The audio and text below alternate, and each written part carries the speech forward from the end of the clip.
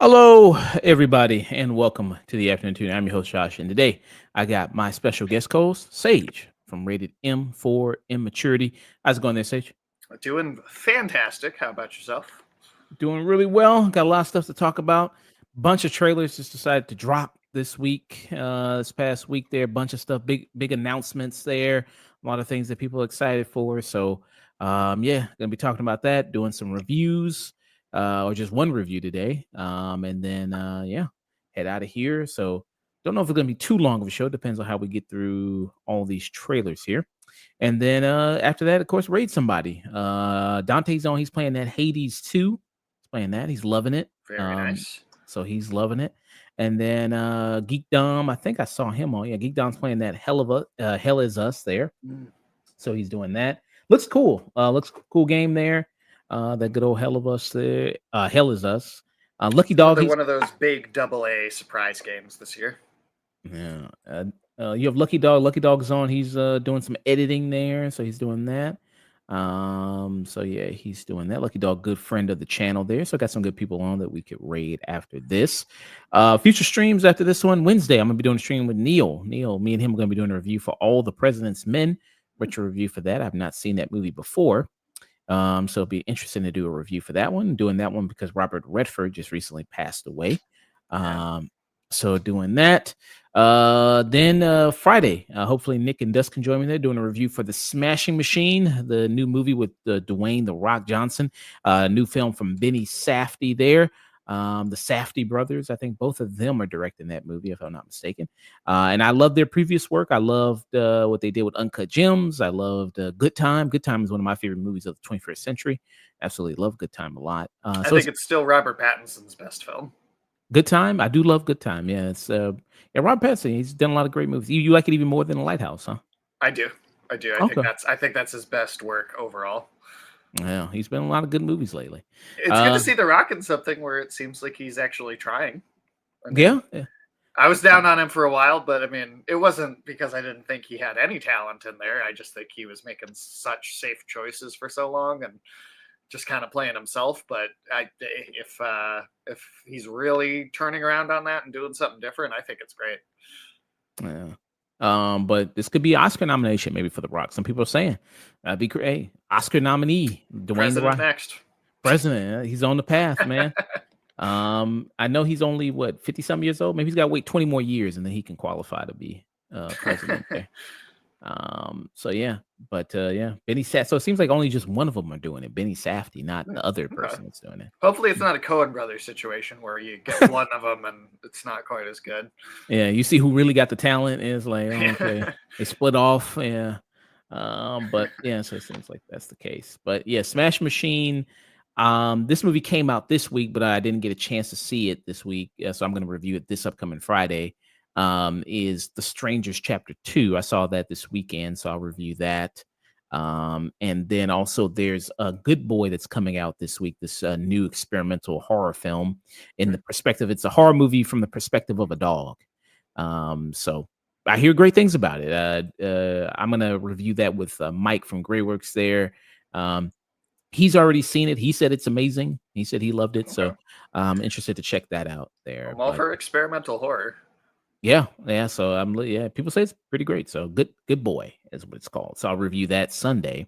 But horror season's kicking up already. It almost seems a little early, but yeah.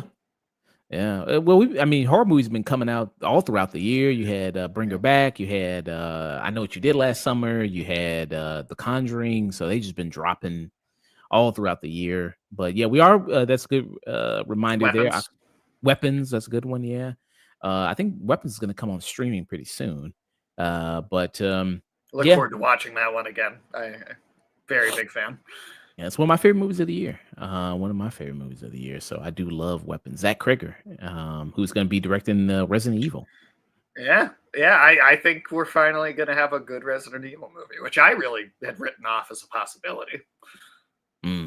Maybe we'll see. We'll see at least from the trailer there. We'll see what he's got cooking up there with that.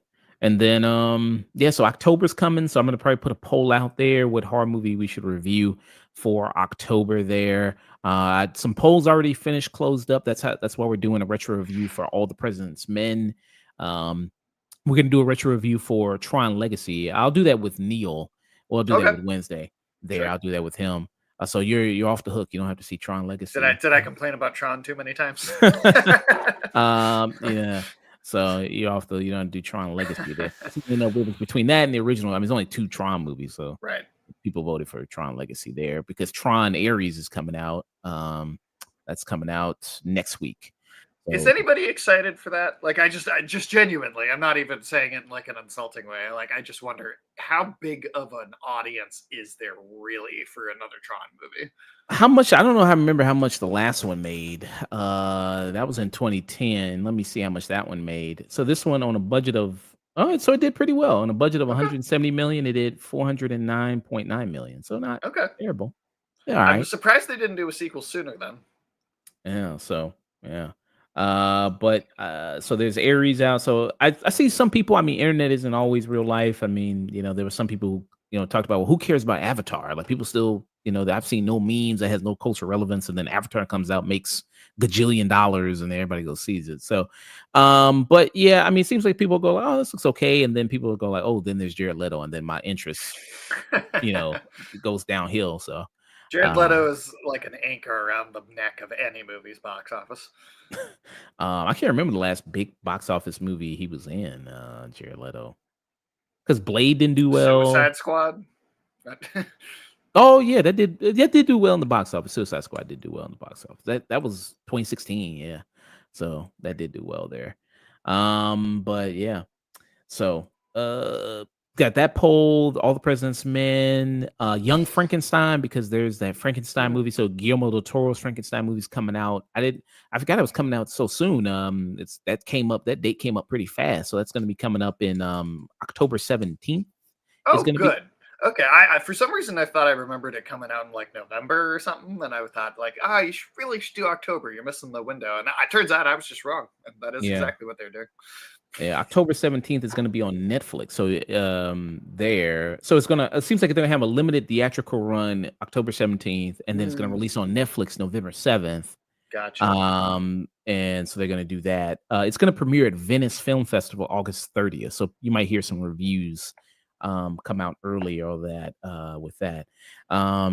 But yeah, so that's one of the mini Frankenstein movies that's going to be coming out in the recent few months there, because we just did a reaction to the Maggie Gyllenhaal Frankenstein movie, The No, Bride. Did you see a trailer for that?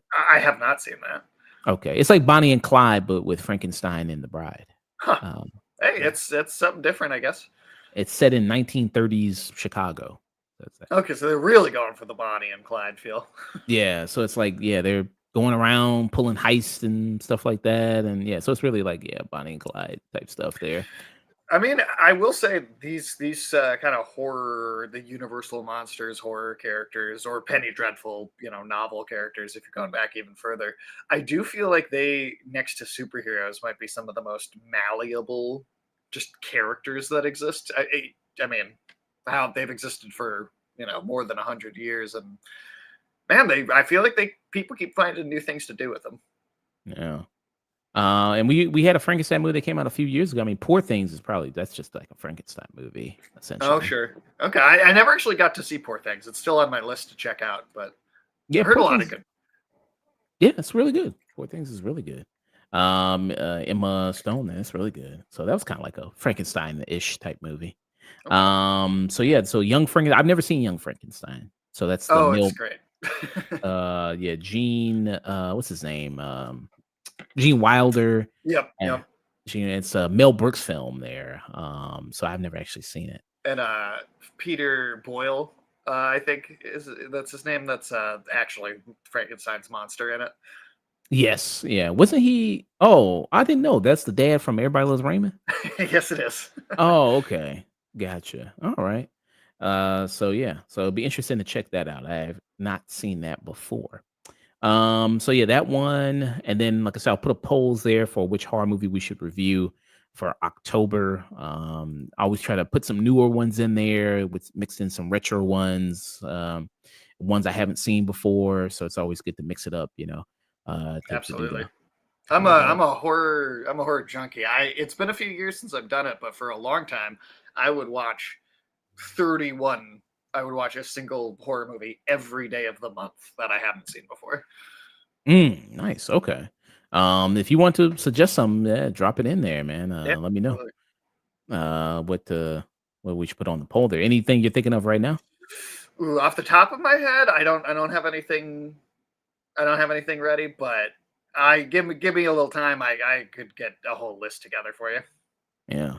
I'd have to think as well, as far as what I would want to put in there. I mean, horror movies I haven't seen before.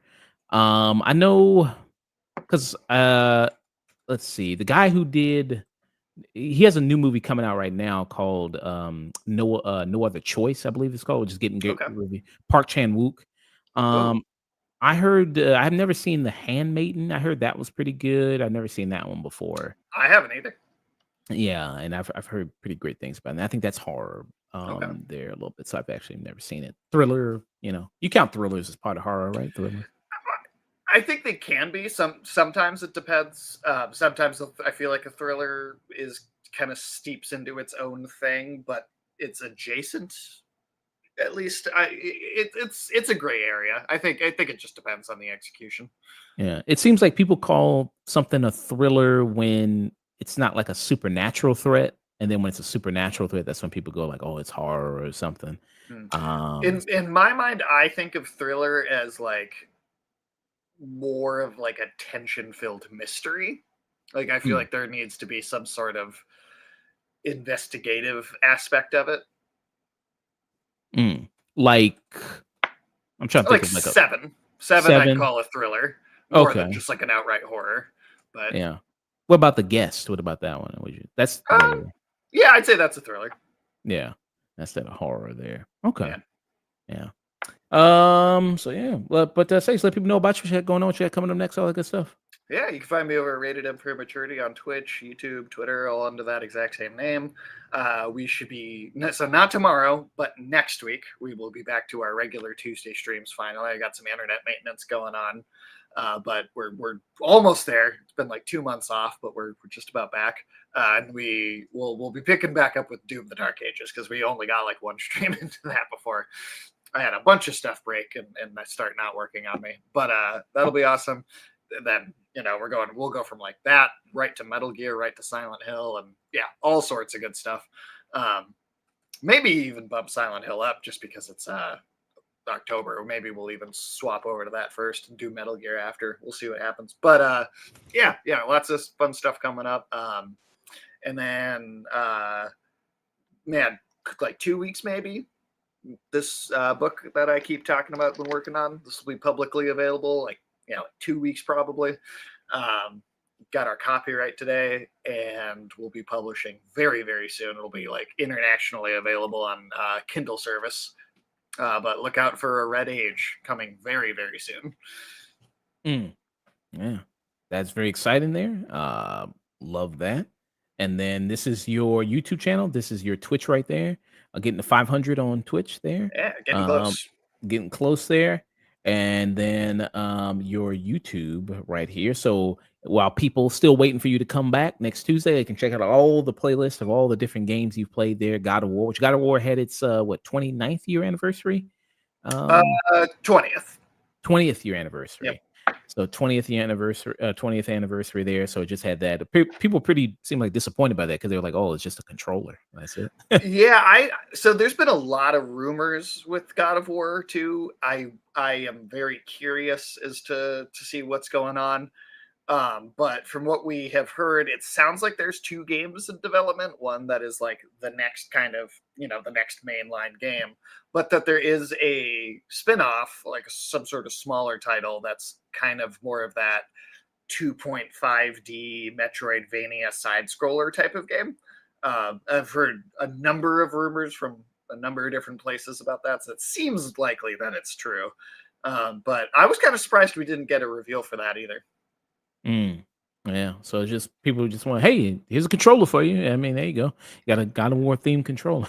It's Uh, probably already sold out if we're honest. Hey, that's going there, Lucky Dog. Thank you for the raid, man. I was just gonna Hey, talk about raiding you after this. But thank you so much, man. Much appreciated. Good old Lucky Dog there. Awesome guy. But yeah, so the God of War there, you got action, you got horror, you got fantasy, you got RPGs there, you got Final Fantasy 7, you got good old Alan Wake 2, you got fighting games there with Mortal Kombat. So all the different type of games from all different type of genres, people can check it out here on Rated M for Immaturity YouTube channel. They're getting close to 100 subscribers there. You got 30 subscribers, and then nice. with 30 subscribers, you are, if you get enough viewership, you can be a part of the partnership program, and Oh, you get really? paid for the views. So if you have at least 30, I think yeah, at least 30. So Oh, okay. if you get, as long as you have the views, 2,000 hour watch hours, then you can start Okay. getting money from it. So you got Awesome. that. I didn't even know that. So yeah. And then yeah. So good stuff there. All right. You want to do the trailers? You want to do the review first, or Yeah, let's do the trailers first. Why not? okay? Do these trailers first. There. Let me go ahead, pull these up, and go ahead and get talking about it. All right, good stuff there. Lucky Dog, let us know, man, if you found anything interesting from all these different announcements there. Say congrats, yeah, man. Thank you. Thank you very much. All right, let me pull some of this stuff out. Okay. I'll start with the smallest thing first here. So Kojima there announced a bunch of games there. Well, not a bunch, just two really, but there's something that people are kind of excited for. One that we've already, pretty much two we've already seen before, but just now it's a little bit more of an announcement. We got a full trailer for OD there. So we actually got a little bit more of that. And then this new action espionage game, which was announced a year ago, we actually did cover that when it got first announced there. This is no real trailer or anything. It's just kind of just a poster that we see, and that, hey, we're still working on it. Don't worry, people. We're still working on it. It's probably going to possible date come out in 2029, 2030, maybe there. Kojima seems like he's pretty good at meeting the deadlines. He's not like Kanye West. He doesn't just announce a deadline and then postpone it 8 Yeah. times. Yeah, I think Kojima's generally, as far as my memory serves me, I think he just doesn't announce a release until he's ready.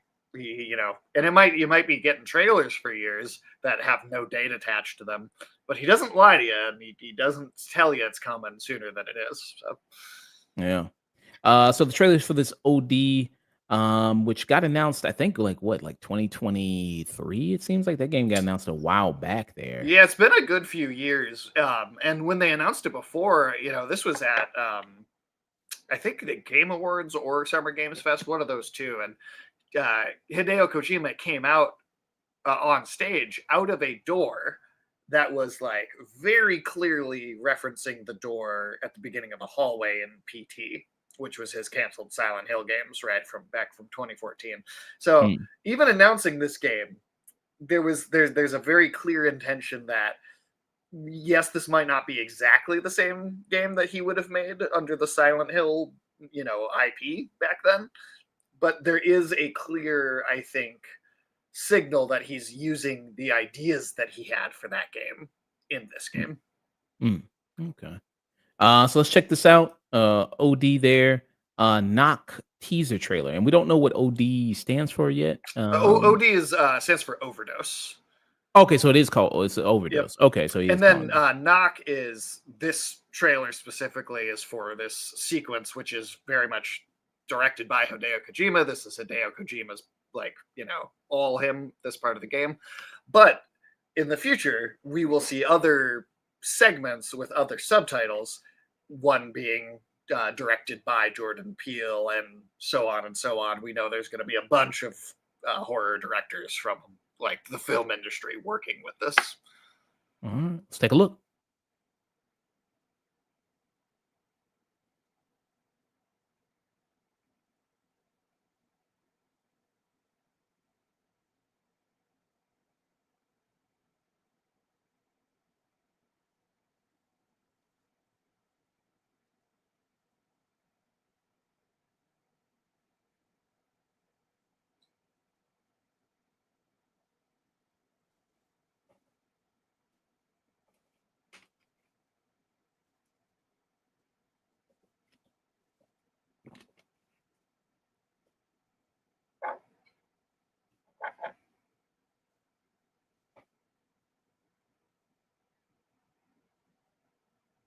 It sees everything is kind of redacted. Words are redacted here. Yeah. It reminds me of like the documents in Control a little bit, but I bet there is a somebody will have figured out what those things actually say at some point.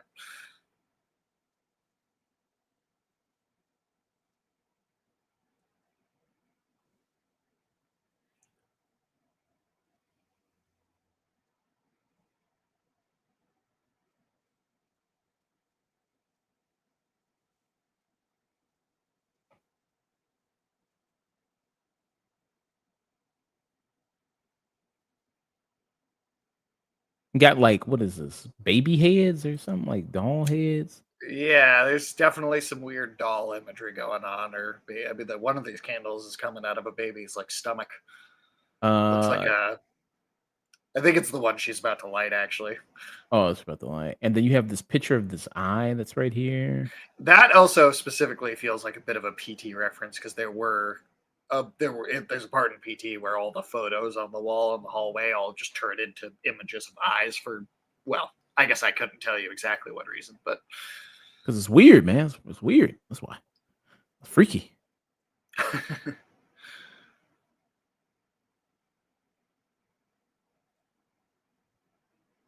There you go. That one. Yeah. just holding on to that match too long. Yeah. That's almost like the baby. Maybe it's a voodoo doll. Maybe she burned the baby by lighting the candle, maybe. Could be. Definitely could be.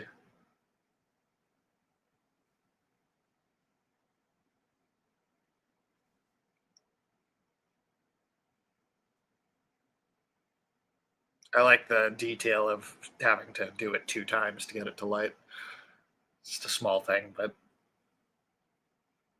Mm. and that's creating like a shadow too from that carousel on the wall. That's interesting. I actually didn't notice that before. I don't know exactly what she and then what she's doing, maybe performing some ritual or something, or Could be, yeah, ritual maybe to stave off whatever presence she's clearly terrified of, or perhaps it involves attracting something. I don't know. yeah. And this actor, I noticed. Sophia Lillis, who played Beverly in the 2017 It film. Ah, yes. She was in that there. And then also Hunter Schafer is listed as another lead in this as well. He Yep. scanned her as well. She's a part of the And system. Udo Kier too. Okay, who is that? Uh, he was in Blade. Uh, If you remember, Udo Kier was that might be the last time I remember him being in something good, because after that I feel like he was in a bunch of Uwe Boll movies, and that's kind of oh, all I know him for. I know this dude. Oh yeah, he was the main kind of head vampire in that movie. Okay, Yeah, yeah, he kind of looks like a cross between Terrence Stamp and Malcolm McDowell a little bit. yeah. That's Okay. exactly right. And I don't know if those three are just actors that are in Knock, which is the directed by Hideo Kojima part, or perhaps they're I don't know if just Sophia Lillis is, and then the other two maybe they're in the part Jordan Peele's directing, or maybe they're all in separate parts from each other. That is still a little unclear because it definitely feels like this is meant to be in some sort of an anthology for sure. Very good facial animation here as well. Oh, it's incredible. The watching the tears like swell in the eye are it's I feel like that is some of the most advanced looking like realism I think I've ever seen in a game. And you see some kind of something's coming over her here. It's like this. Something, but it is impossible really to make out what it is. Other than that, it's big. Yeah, like whatever's coming in the room is like corrupting her skin, and then yeah, it's like Yeah, the closer it poisoning. gets, it's like yeah, bruising just forming on her skin. And the creature is talking. I don't exactly know what it's saying there. Yeah, I've listened really close to like headphones at full volume, and I can't make any words out. Damn, she didn't light it fast enough. Uh, The knock sound effect is also something that was used in PT as well. It seems like just strange. knocking is something that personally scares Hideo Kojima. So he's like, I'm gonna put that in there every time. For all players and screamers there. And then this is a cool image too. Like these hands are humongous and go. Yeah, Mm, go. huge. I mean, that whatever that thing is, it's got to be at least like 8, 9 feet tall. Humongous. Yeah. Well, that's what Kojima does. He just drops a trailer there, makes you interested, like what the hell's going on, and just leaves. Yeah, he's good at that. I mean, the first Death Stranding was a complete mystery pretty much until the day it came out, and even then, I feel like for a lot of people, it still wasn't making sense. But so he definitely does not give the game away. I'll say that he's pretty reserved with his marketing. Mm. So yeah. And then the information we know about this game here, this is from Games Radar here. It says here, let me just see where to start here. Let's see. OD, an upcoming horror game that's being made in partnership with Xbox Game Studios. We know that Hideo Kojima will serve as writer, director, and producer of the new creative endeavor as he explores what it means to overdose on fear. Um, Get Out and Us director Jordan Peele also contributed as a writer on the project, and more big names are said to be attached. And you say we don't really know what the other big names are yet, as far as Yeah, Hall. I haven't heard anything. But when they talked about this game a couple years ago on stage, he did make it clear that Jordan Peele was part of like one particular like segment of this experience, and that there was more people that he wouldn't talk about yet. But yeah, so far I don't think we've heard any other names. But I'm excited Mm, to see who else might be involved because it seems like for all the years of Kojima being kind of a you know fanboy to Hollywood and all these actors he wants to get him in his games. It seems like I think especially in the last 5 years, I feel like I've seen a certain respect from Hollywood actors given towards him that I maybe don't feel like I used to see. And I mean, people like George Miller, Guillermo del Toro are showing up in his games. uh, and it seems like a lot of people want to work with him. Like a lot of people in Hollywood just seem like ready to sign up to be in one of his projects. yeah. Another article mentions, I mean, some guesses because he's hung out with some other directors before that have been in his game. Nicholas Winding Refn, Mhm. who he's been in Death Stranding before. So it's George Miller, Guillermo del Toro. That's some speculation there with that. As far as the other people that could be attached. But to continue, it says, and more big names are said to be attached to the game that haven't been revealed just yet. OD remains something of a mystery with a second teaser dropping that only piques our curiosity there all the more. But we know that Kojima is leveraging Xbox cloud gaming technology to take on the challenge of creating a very unique, immersive, and totally new style of game that he has tapped actors Sophia Lillis and Hunter Schafer and Udo Kier to star in. So you have that. Um, yeah. So, of course, as always, I mean, looking forward to this. I know people, they maybe still are eager for that PT that they never got there from Kojima. There was that demo, like I said, that got downloaded. We talked about that before there. I wonder how much that goes for on eBay. I wonder. I've seen people sell their PS4s with it for at least $800. Wow, $800. Jesus. Okay. So yeah, but you said you also have to sell your whole account with it and all that other stuff. Yeah. Yeah, because if you sell your system when it's on there, but you like delete your account, it's also gonna lock access to it. So I mean, to make that money off of a sale, you really have to kind of be willing to say goodbye to that account too. Yeah. How much do you think someone could give you to part ways with your account? Oh man, it would have to be a lot because I'd rather just be able to preserve being able to go back and experience this even though it's not a full game. To me, it's more important to be able to have the art there and be able to go and experience it again. Yeah. So this was it. It was 19 minutes long. This thing. Well, Okay. I think that's a bit faster even. I think than that might be as doing everything like right and knowing what to do right away because that game you could spend a few hours trying to figure out its puzzles. Oh, really? Okay. Nice. So it's pretty good one. Okay, so it's not just a pretty quick demo, like, If you you know exactly what to do and you've played it before, then it probably goes pretty fast. But that first time downloading it, I mean, it took probably a good 6 7 hours of it being out while everybody was trying to figure out its puzzles online together, which was a really satisfying and fun time. I remember, it was Gamescom, so it's August of 2014. They announced this and released it that day, and I was sitting in there all day, like looking at stuff online, talking to people, and trying to figure out what exactly was going on. And yeah, so that was like a lengthy experience. Even though, yeah, maybe there is only 20 minutes of like, if you're always moving forward, stuff there to see, but the sitting in the experience for hours on end, I think, is part of what made it as special as it was. mm, okay. And do you think this is gonna be a connection to PT, or you think this is like it's it's gonna be what we expected from PT and kinda be its own thing, and he's kinda done that? I mean, what's kinda your speculation there? Well, I definitely think it's going to be its own thing. I don't think it's going to be like this is what PT would have been, but I think in like a loose kind of inspired by or kind of taking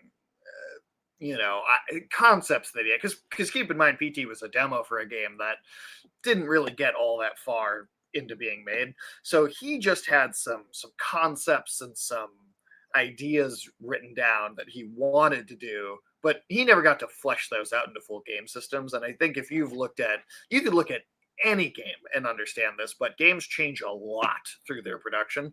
So it's hard to say how much of it is intactly what we would have seen there, but there's no doubt in my mind that he's reusing a lot of his concepts and ideas. At the time, he even talked about how you would have to sign a waiver at the beginning of this game because you were basically allowing it to text you and email you when you weren't even playing on your game console, like to just Mm, immerse you and like try and freak you out even more. I wouldn't be surprised if something like that comes up here. mm, okay. Um, and then I don't think no release date for this yet. It's just kinda, No, I wouldn't be no. surprised if this is also not all out at once, sort of a thing. Like, Knock comes out, and then they're like, all right, in a few months, we're putting out, subtitle directed by Jordan Peele. And so I wouldn't be surprised if it's got a bit of a different release style, something more episodic. Mm, okay. And the other game that was announced there from Kojima, was a game called Fiznet, don't know exactly how to say it as of yet. They Uh haven't said it yet, so we can't be sure. But yeah, this is from him, from Hideo Kojima there. This is a action espionage game there. This also got announced a year ago that he announced this. We talked about it before as well. Just said, yeah, he's gonna embark on that journey again, doing more action espionage things in the vein of something like Metal Gear Solid. He revolutionized the action espionage genre with that. And let's see if he can do it again with this new one. And some people are speculating that the person in the photo here that you see, because we don't have any trailer or anything like that, it's just this poster, is maybe Robert Pattinson, I maybe. think it is. So a lot of people speculating that one there. Some people, oh, this guy guessed Eddie Redmayne. Could Hmm. be Eddie. So that's what this That guy would be guessed. that. They would be a left turn for sure. I would be surprised by that. Eddie Redmayne there, and the tagline is "Here comes the feeling." Okay. Yeah, I don't know. I have no idea what that means. Here co Don't that even sounds have a like guess. a '80s movie action title. Here It comes the does. feeling, like tagline. Okay. Something like, honestly, something like Snake Plissken would say in Escape from New York, maybe. Yeah. Okay. Which, obviously he took inspiration for in Metal Gear in the first place. Another person I see here also guessed Eddie Redmayne. Hmm. Yeah. That didn't even cross my mind, but who knows? It could be anything with Kojima. Yeah. Maybe it's just the British phenotype. Maybe that's what it is. Why all these British guys kind of look alike. Could be. Um, Yeah, so that's what's got announcement there. But yeah, we'll see. And this game is way down the line of what we're gonna get from this. I think you said probably 2029, 2030, somewhere around Ye- there. Yeah, he said 5 6 years away. when he first announced it last year. So yeah, that sounds about right. And I mean, if he thinks it's going to take that long, like we Mm. said before, he's usually pretty good at not delaying things. He just waits to announce a date until he's sure it's ready. So yeah, I'm thinking 2029, 2030. I think it'll be a while. And the OD, I mean, who knows that Overdose doesn't have a release date yet either. So I mean, that could be another 2 years, and then full production might not kick in on Fizzant until Overdose is actually released. So it's hard to say for sure, but I think it'll be a while. Um, This could easily be like like an early PlayStation 6 game. it says here the collaboration announced between Herman Hulst, the head of PlayStation Studios, with Kojima, going on to note that this will be a brand new IP and that it will be the culmination of his work in the industry thus far, blending cutting edge technology and talent from around the world to create it. In fact, Kojima said it will transcend the barrier between films and video games, and later teased you could be mistaken for watching a movie while playing it. It's intriguing stuff, but will likely be in for sure a wait for it to arrive. With the director stating it's still another 5 or 6 years away. Yeah. Um, yeah, so you have that there. Well, Um, he as over the top as he always is when he talks in these interviews. He does, I think, tend to deliver on these things. Just, I mean, Death Stranding, he said, "I want to create a new genre," and he's just talking about ropes and sticks, and everybody was like, I don't get what this guy's going on about." But then when you actually play the game, it's like, oh, this is kind of a whole new genre. So I think he's probably going to deliver on something that does break those barriers, like he's talking about. mm, yeah. But it's up my alley, action, espionage type stuff. So I'm looking forward to that.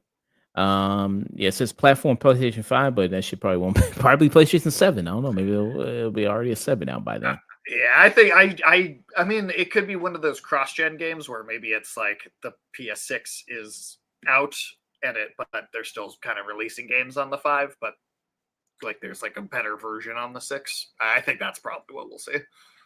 Yeah. All right. So that was Kojima. That was the stuff announced there. Moving on here. State of Play.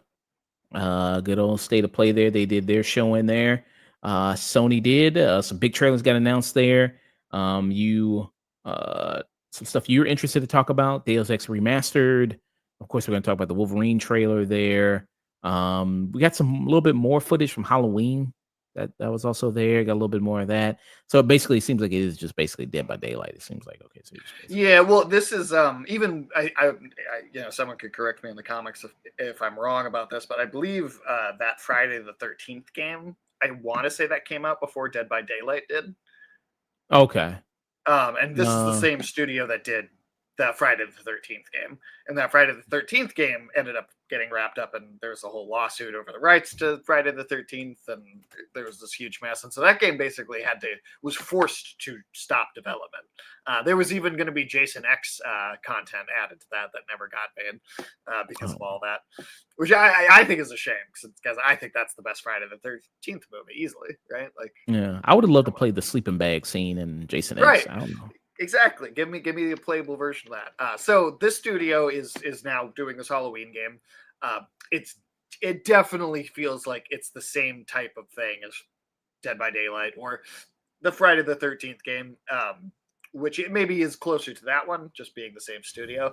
And this feels like, well, they had that kind of forcefully shut down on them, and that game was actually decently successful, but the legal issues just prevented anything else from happening. So this seems like their pivot to what can we do instead of that as like this kind of single series. But as a studio, that's just what they do. They make these sorts of multiplayer games. And so, yeah, I mean, I think that's just kind of going to be another one of those. And it might even be fun for like a little while, but it's just kind of thing that I would not stick to long term. I might give it a try, play a few hours, but I just don't think it would really keep my attention. So Dead by Daylight came out in June 14th, 2016. 2016. Yeah. Okay. And then Friday 13th came out in May 26th, 2027. I mean 2017. Okay. So like just a little bit after. Okay. Yeah. I guess since we talked about it anyway, I guess we might as well just play it as trailer Yeah. here anyway. So Halloween, new game coming out there. Um, and I'm gonna go ahead and cue up the trailer for this one there. So this is gameplay and release date reveal with this one. All right. Can you actually hear the trailer when I play it or no? Or no? The audio in the last one I could not hear, but we'll see. I guess maybe. Okay. Maybe, let me know if you can't hear this one. Yep. Yes, I can. Rarely do teams get the incredible opportunity of exploring and creating a game around iconic horror legends like Michael Myers. In Halloween, players get to relive that fateful night in 1978 and step back into the town of Haddonfield, Illinois. I'm Miles Dompierre from Ilphonic, and today I'm thrilled to present an extended look at gameplay for Halloween. With the help of Unreal Engine 5, we've been able to reconstruct the quiet town of Haddonfield in stunning detail. Remaining authentic to the 70s era aesthetics was essential to how we crafted our play spaces. When players navigate these environments, they'll be surrounded by decor that delightfully preserves a special moment in time. Throughout these locations, randomized townsfolk NPCs are living their lives, completely unaware of the danger lurking right outside their windows. These NPCs serve as the game's Sneaking up, primary killing somebody, objectives. watching all the Stepping behind Jeffersons the there. back of this infamous killer, Michael's goal is to find, stalk, and kill the residents of Haddonfield before Halloween night ends. Once you've honed in and stalked a target, it's time to choose the perfect moment to strike. Michael comes equipped with an array of unpredictable endowments, but the most powerful is Shape Jump. When in Shape Jump, Michael is invisible to the naked eye. It This kind of is looks like power- when you in like Shadow of Mordor or something like that. When you did that kind of Yeah. You're in like the kind of spirit realm of the ring takes you to. Well, yeah. and the Friday the 13th game had a similar mechanic where you could use for Jason to like teleport across the map. It seems like almost the same thing. interpretation of Michael's inexplicable tendency to suddenly appear in completely unexpected places and catch victims off guard. Players can also choose from a broad range of compelling civilian hero Oh, characters. they're very emotive, aren't they? Really emotive, huh? The word Okay. compelling is maybe bold there, but Yeah. From a broad range of compelling civilian hero characters that have witnessed the wrath of Michael and need to warn their neighbors before it's That too dude from what's the that movie? Warriors. Warriors. Got the guy from Warriors over here. late. Finding an active phone will allow you to call the police and attempt to convince them to send in help. Just remember, you may be able to knock him down, but you can't kill the boogeyman. We hope you've enjoyed this extended look at gameplay for Halloween. We've only scratched Oh, the no, surface extended. of what's shaping up to be a truly special and murderous sandbox horror experience. And we can't wait for you all to join us in Haddonfield when Halloween launches on September 8th, 2026. Okay, wow, that's a little kind of away. 2026. I guess they Okay. wanted to come out, right before Halloween season, but Okay. Yeah. So got a little bit more gameplay. His release date. compelling NPC characters. Yeah. You can't tell how compelling they are just by standing there looking at you. Man. Yeah, I mean, it doesn't seem like my type of game. I mean, like you said, I mean, it doesn't seem like my type of thing. They're kind of like a Dead by Daylight type thing where you just kind of go around doing it. I mean, it might be fun to play around for a little bit, just killing people as Michael Myers. That might be a little fun to do. But I don't think I'd go online and do any of that stuff, anything with it. But yeah. What are your thoughts there? Oh, all the same thoughts, man. It's just not my type of game. I mean, I'm never a big multiplayer guy. I mean, maybe in occasional rare circumstances, something might get my attention. But and I like Halloween too. It's not like I don't like the IP, but I guess if you're gonna give me a horror game, I want like a single player like narrative, and I want to be able to have some ability to fight back. I'm also not like the biggest fan of the pure kind of run and hide type of horror games either. Not that there aren't any good ones, but stuff like Dead by Daylight where it's really just about getting away. Not really my thing. Yeah, I'm not too big of a fan of that. All right, some other stuff that got announced at State of Play there. Let me know. I know you already put some trailers in there. We'll go them. Battlefield 6. Do you care? Could not care less. Okay.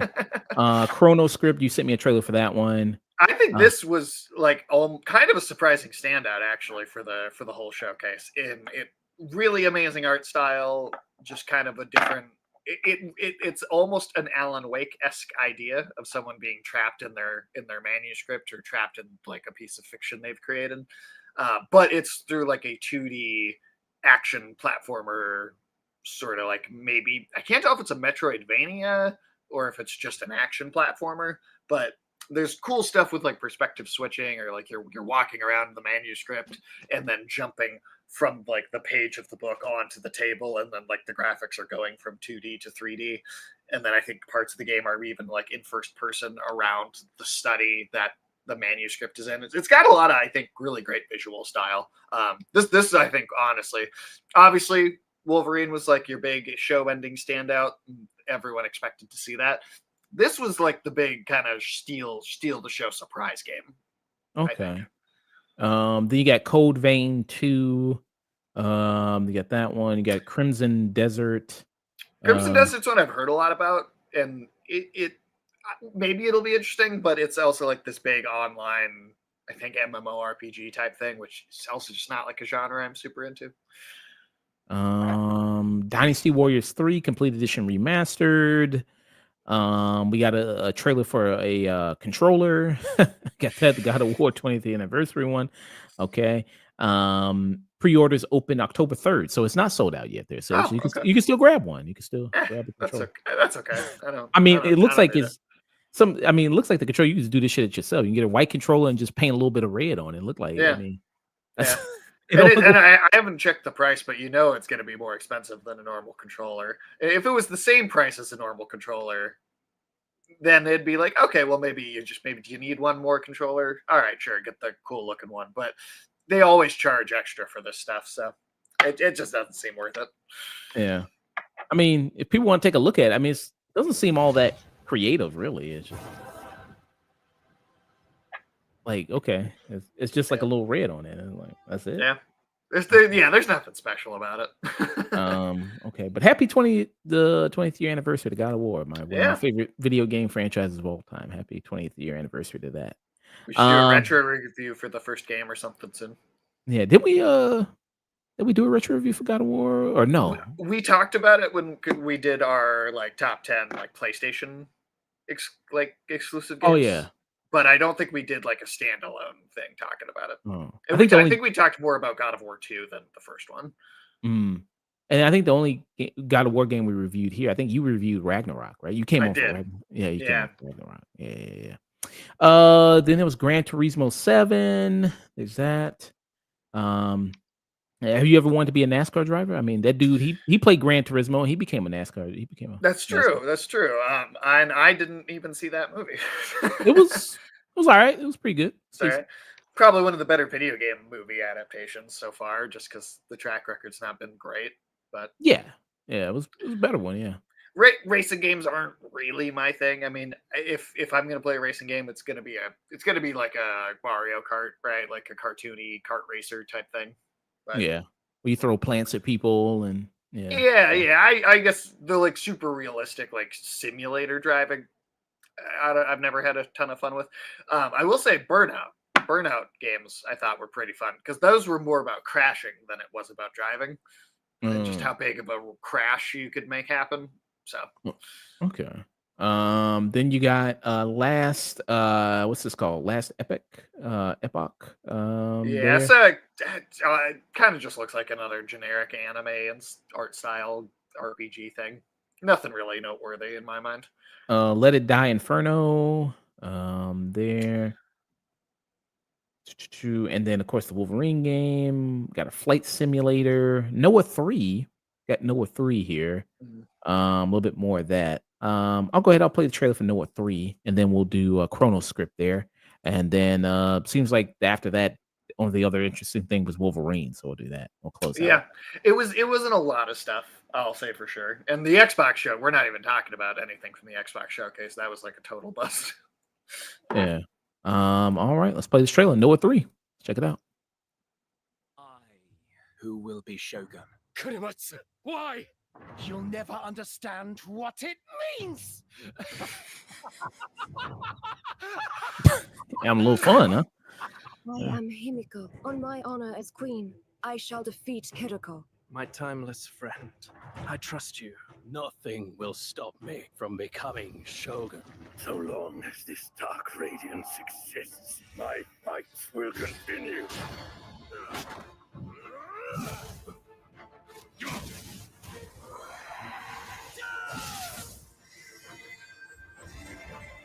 To rule, one must prove their might. The light of hope lies unseen at the end of time. Go now! You wish to become Shogun that badly?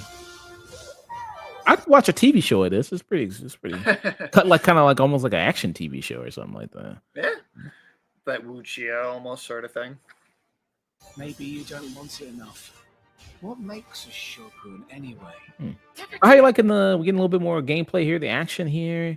How you I liking mean, it looks cool, like as presented in the trailer for sure. I've tried playing the other games in the series, and they're very much Souls-like style games. They're not just like kind of normal action games. It's very much the kind of more pronounced difficulty, and just kind of like the structure and systems that make up a Souls game.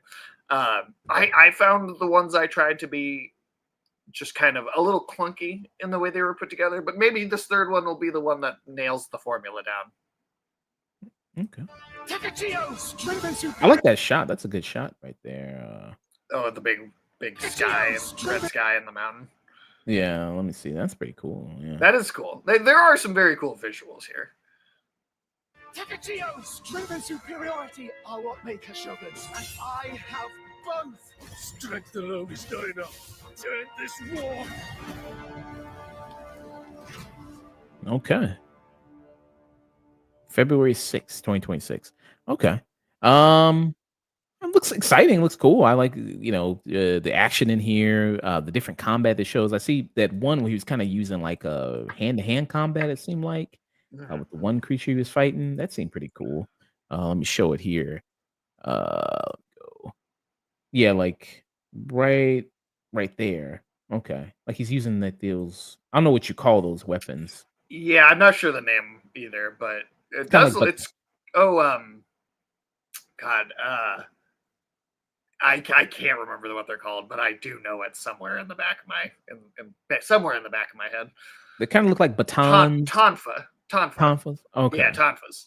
There you go. But what are your thoughts?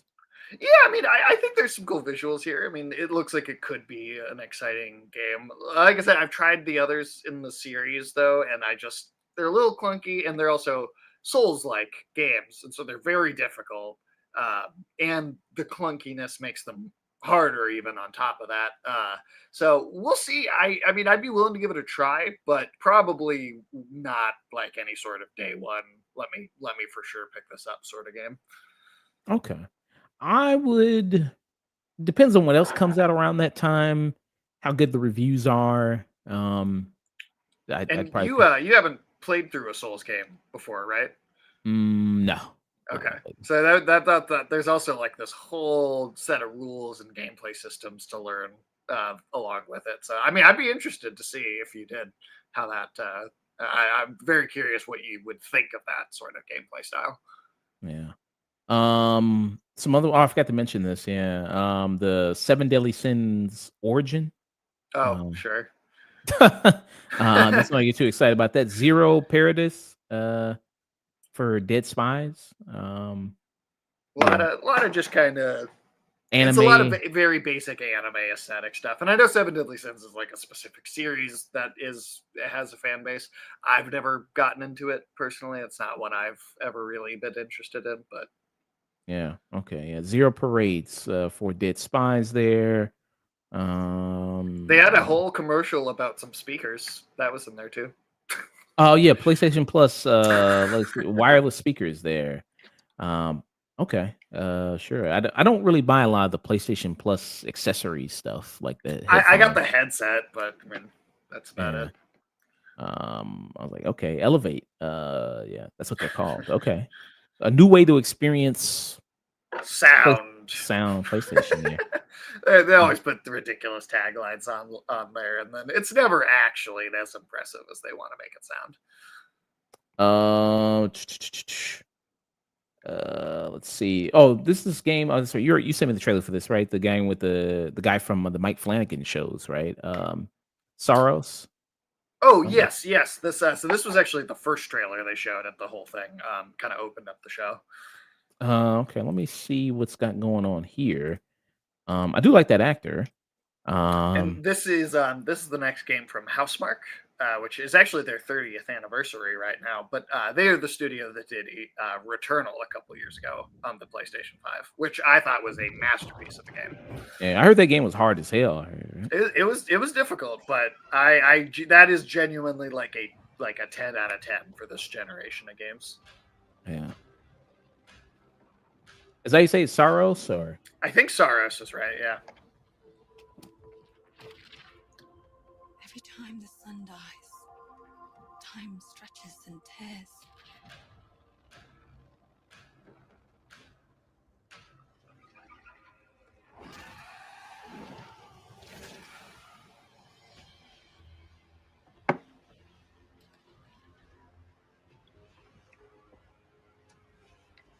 Scan for Sultari signals.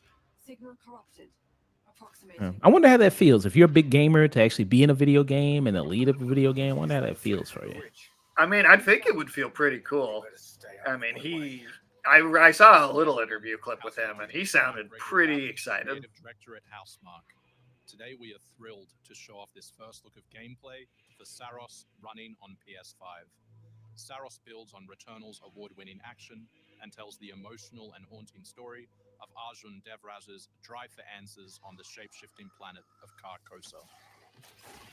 There's a lot of ways in which it looks like a sequel to Returnal, Yes. even though it's not exactly. Mechanically, gameplay-wise, it feels like it is. Yeah, I can tell by the combat. Yeah, you can definitely tell. Sultari shield. By holding R1, you can defend yourself and absorb projectiles. The big question is, will this game be a little easier and try and to attempt to be a little, more just kind of friendly Accessible? to a bigger, accessible to a bigger audience, or will they kind of just keep that? Because I mean, part of what made Returnal as good as it was how brutal the difficulty could be, honestly. So I don't know. Maybe people complained too much and they were like, okay, let's lower the difficulty. Because what was the game recently they did that with? They changed it. Was it Black Myth Wukong or was it?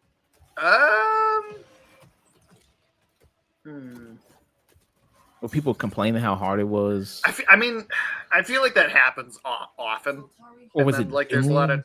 Mark it on the map. I think Doom was too easy, and then they actually made it slightly harder because people were saying it was too easy. But so that one was the opposite. But I'm honestly not sure. It happens, I think, a lot though, where people say that and then little patches get put out and kind of tweak the game's difficulty. I think that happens across the industry, just kind of all the time. Yeah, because what was because I think you were saying that with Black Myth Wukong there was like a villain that people were complaining about they couldn't beat, and then they had to patch it, and then but you said you beat it without the patch. Was that game? I think it was, and now I can't remember what boss it was, but I do think it was Black Myth Wukong. Yeah. But I mean, if you like Returnal, I mean, this seems like more of the same here. Yeah. I think it's a sequel to Returnal in every way except for the setting and the story. Like as a gameplay structure, as a set of systems, I think it's totally a sequel to that game. I adored that game. I absolutely loved it. I thought it was fantastic. So I'm super excited for this. But it could be like Returnal was a little hard for some players. Yeah. Reflex has got to be off the charts. You got to be quick with it, man. You do. You can go check out my streams on my channel on YouTube, especially if you go to that very last one. I mean, the hand-eye coordination you have to get through some of those sequences is pretty extreme. And incredible art design on the boss here. Like, I love the visuals of this. The skulls there. It almost reminds me a little bit of the Angel of Death in Hellboy 2. Oh, I can see that. And I'll show that for reference there. Oh, this is a nice boss fight. Okay. That's all right. And the kind of variety of environments you're seeing in the trailer too also feels a lot more varied than Returnal did. And Returnal had some great environment design, but this just seems like more and more different stuff. Oh, that's really cool too. This one's really nice.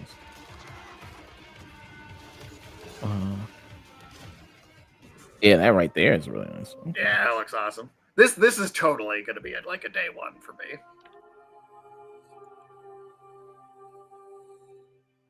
How far off we from getting it here? It actually does show a date at the end of the trailer, and it's not very far. Okay, March 20th, 2026. Okay, that is not very far. That's gonna sneak up on you pretty fast. Okay. I mean, if it is as hard, I mean, be prepared for that. And it seems like you say, you're gonna have some quick reflexes. A lot's gonna be coming at you. See all those multiple projectiles just surrounding you, everything like that. Some of these boss fights look pretty fucking wild and crazy. It's not too dissimilar from the experience of Cuphead, where it's like you got to find these very small spaces where you're not going to get hit by something and kind of maneuver your way between them. Yeah, so March 20th. Be ready, be prepared, people. Get ready there. What is this? Sonic Cross World. So they're adding a new character or something. They're doing something with Mega Man, or their Mega Man's a racer in the game. Okay. Of course, I watch all these game shows, so I have seen all the various trailers for this, but they do have like the Minecraft guy, Pac-Man, now Mega Man. So they're doing a bunch of crossover stuff, which I will say, as I have been down on this game because it's Sonic, but I will say I've been saying for a long time, Nintendo with Mario Kart should just drop the pretense and just start adding like the entire roster of Smash Bros into Mario Kart. Like, I don't know why you wouldn't, at least the ones that you already own. I will say this is doing a little bit more of that and putting in these other IP characters. So that's one thing I could say positively for it. Yeah, I think it's getting pretty good reviews. This game is. The reception seems pretty good right now. Yeah. Metacritic 82 out of 100. OpenCritic is 97% recommended. So, jeez. Yeah. I mean, I guess maybe it is a really good kart racer. I've got trouble with Sonic, so I just don't think it's going to be for me. Let's check out ChronoScript, then Deus Ex, and then we'll do good old Logan there. So ChronoScript, the Endless End there. This was showed at the State of Play. Let's take a look at this trailer.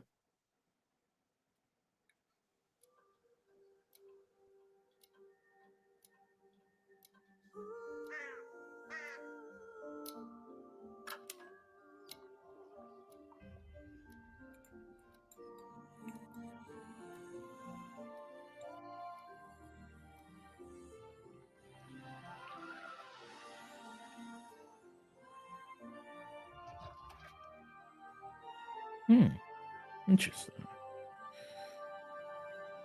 Bound to an unfinished draft, a prisoner of an endless tale.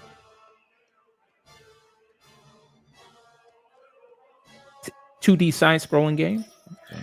Well, partially, but it seems like it's going to be multiple gameplay styles too. Okay. So you're traveling from book to book, and then see there you're hopping off the page into a 3D environment entirely to then get to like a different page. So there's going to be some kind of weird perspective changing elements of this. You're right. The designs are really good. Man, I wanted to still watch that trailer. I was like, damn, it's over already. Wow. Yeah, that's that one I think it's a striking art style. They're doing cool stuff with the perspective switching and jumping in and out of the 2D to 3D. And hey, it reminds me a little bit of Alan Wake to say someone's like stuck in an unfinished piece of art. And I think that gets me extra intrigued right off the bat. So he's jumping in like the pools of ink and traveling all these. When it zooms out there too, you can see like the giant like desk on like the table in the study, and you can see like all these things like hooked together as like a really really big like level or world. Yeah. Okay. I mean, that's very interesting. Yeah, I'm very intrigued. I mean, like I said, it is a game that seems like sometimes you'll have games at these game shows that surprise you that kind of come out of nowhere. It's like, oh, original, especially if it's an original IP, which is always good to see. And that's the nice thing about indie games being such a big part of the industry now, is that like Sony or Microsoft or Nintendo, they want indie games. They want to show them at their shows because they know people are going to gravitate towards them. So hope, every once in a while you get one of these, indie projects with a great style, and they, you promote them into one of these shows and get a way bigger eye on them than they would have had otherwise. Yeah. So I cannot wait for that one. Deus Ex Remastered. So this is a quick little 30-second just announcement trailer. Yeah. It's not. There's not a whole lot to this, but this is significant as just like kind of one of the biggest video games ever made. It was huge when it came out. It's like it's in terms of like its impact on like video games as a medium. I would compare this to like what 2001: A Space Odyssey was for like science fiction movies. Okay, let's take a look. Quick trailer. I never played it back in the day. There, did you? I've never gotten to fully play it for myself. I've seen other people play it. I've seen a lot of like the story. I know what happens in it. I know what it's all about. But I have not physically sat down to play it for myself. So I'm really excited to be able to do that with this remaster. And I've experienced the narrative, but I think it's one of those that is enriched by multiple playthroughs. So even though I've kind of know what's going to happen, there's still a freshness going into it. It was a very special game, and it deserves this sort of upgrade and attention. UMAX might have copper wiring to reroute your fear of pain, but I've got nerves of steel. We've had to endure much, you and I, but soon. He got the X-Men theme, huh? Okay. There will be order again. They both stole it from that Dutch cop show. Oh, yeah. And we will be crowned its kings. Got Walter White in the game, too. Got him there. Oh, yeah. Better than kings. God. And it's just a remaster. So, it's not like it's ground up remake. They're not changing the level design. So it's going to be a somewhat simple game still in certain ways. Because this is from the 90s, right? This like 96, I want to say, 96, 97. So it's an early game, but it's really a special one, and I think it'll be nice for more people to have a chance to play it. Yeah. Okay. So February 6th, there it's coming out. Not too far. Yeah, but you can pre-order it now. All right, the big trailer, the big one, the blockbuster trailer. That a lot of people are like, oh shit, finally something. We thought this game was dead. We didn't know what was happening with it. I was saying for like a week ahead of time, I was like, they're gonna show Wolverine. I'm like 99% positive they're showing it this week. And you are correct. So let's take a look at this. Wolverine, this video game has a full gameplay trailer out now. Let's take a look.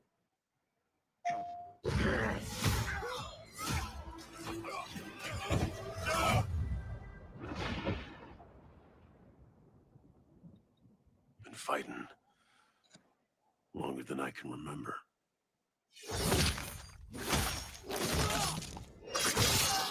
Don't look like that guy's fighting too much. I mean, Jesus. I mean, come on, man. I don't do something, man. And the actor who's playing Wolverine in this game, let me see. I think it's Liam McIntyre. That is correct. He was the actor that came in to replace when Andy Whitfield passed away in the series Spartacus. He ended up coming in and playing the Spartacus character for the second and third seasons of that series. He also was the Weather Wizard on the CW Flash show not too long ago. Or actually, I guess that was a while ago now. What am I talking about?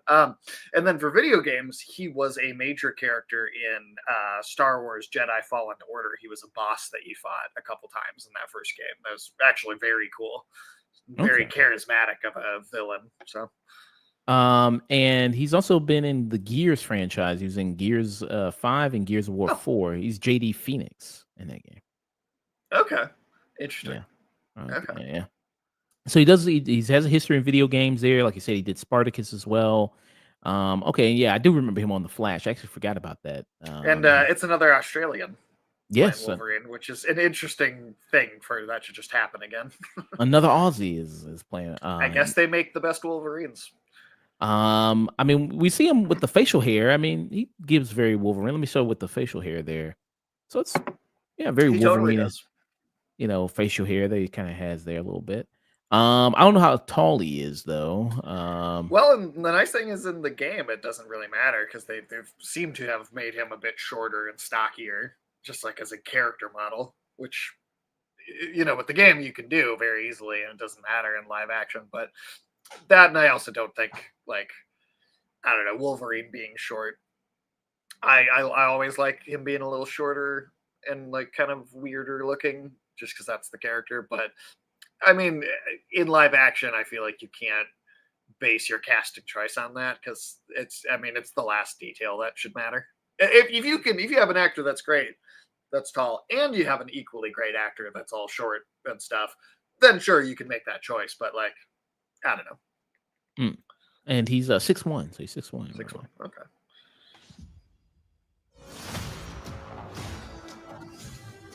How do you think he's doing the voice? You think he's Oh, doing I pretty think good? he's totally nailing it. Yeah, he sounds kind of like the anime, like the '90s cartoon a little bit more. Yeah, you see a little bit of his. Yeah, okay, much shorter stature there. And then there's his the Princess Bar, which is in the Madripoor. Okay, sounds like kind of like a gay bar. It would be a gay bar, right? Like or a lesbian bar. Well, Wolverine owns it. That's his bar, and he's not exactly straight. So Okay, yeah. I'd like to say I'm not a violent man. the X-Men in general are crawling all over each other. So And the Reavers here, Yep. it seems was he mostly killing the villains we saw in the Logan movie. So we saw those villains there. People want to comparison there, but they've been all throughout the comics as well. Yeah. Uh, They often have worked with Lady Deathstrike, which I'm sure we're going to get in this game at some point too. But I'd be lying. how do you like the costume? I think it looks great. I think it looks very good. The yellow and black is I think it's a good look. I mean, I like the blue. I like when it's got the blue, but I think for the video game style that they're going for, where it's like it's got a bit of the cartooniness to it, and then also the realism at the same time, I think it works pretty well. But also look at look at Insomniac's Spider-Man games. There's like 100 costumes in each of those games, and they're all different. This game is going to have so many different costumes that they're going to put in there. I'm positive of that. Even if you don't like that costume, you're going to get your pick of every look he's probably ever had in the comics. Yeah, I think I'll rock the brown. I think I like the brown one more actually. The kind of brown and yellow. Yeah, because when they showed that in the movie when they did Deadpool and Wolverine, I was like, actually, that looks better on camera than the yellow one. I thought It did look good. I did want to see more of it. But I'd be lying. Doesn't matter where I go.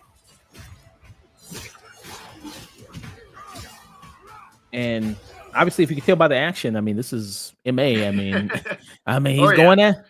I mean, stabbing people in the head, ripping limbs off. I mean, this is the Wolverine that people want. Oh yeah, I mean, and we had that X-Men Origins Wolverine game on the 360 PS3 that did a pretty good job of the combat and the violence. It's a little simple, but it was like it almost feels like they took that as like the more kind of basic version that was, and have now beefed it up and explored it to its at least hopefully to its best possible iteration. How far I run.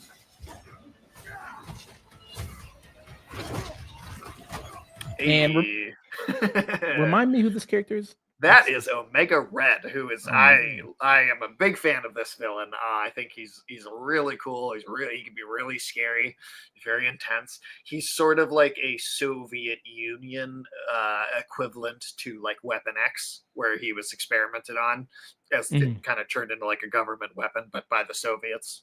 And he's a cool villain. He's an underrated one, I think. He had roles in like the cartoons in the '90s and stuff, but You know, he pops up in like Ultimate Alliance or X-Men Legends as like a boss fight, but it's a character that I feel like has yet to ever been given like a big grand stage to like showcase, and I think this game will finally be that. Yeah. I mean, looks really good. Let me see. He's fantastic. I got you. Really heavily detailed there. Oh, Sage is grabbing There's something a there. little one on the shelf right here. Oh, Funko Pop right there. Oh, Yeah. okay. He's got he's got these little tendrils that come out of his wrists too, so there's kind of a hentai aspect to the whole thing. And you get a good looking shot right here. So you see like the Omega symbol on his forehead. Yep. The tentacles coming out there. That's a really good shot. Yeah, he I think they nailed the design. He looks perfect.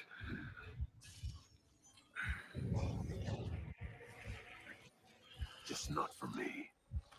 And that's a cool. I hope that is that small detail of the skin healing on his face, because in the X-Men Origins Wolverine game, you could actually have the character model be completely like destroyed down to a skeleton practically, and then you could watch in real time everything grow back, and that was like one of the coolest things in that game.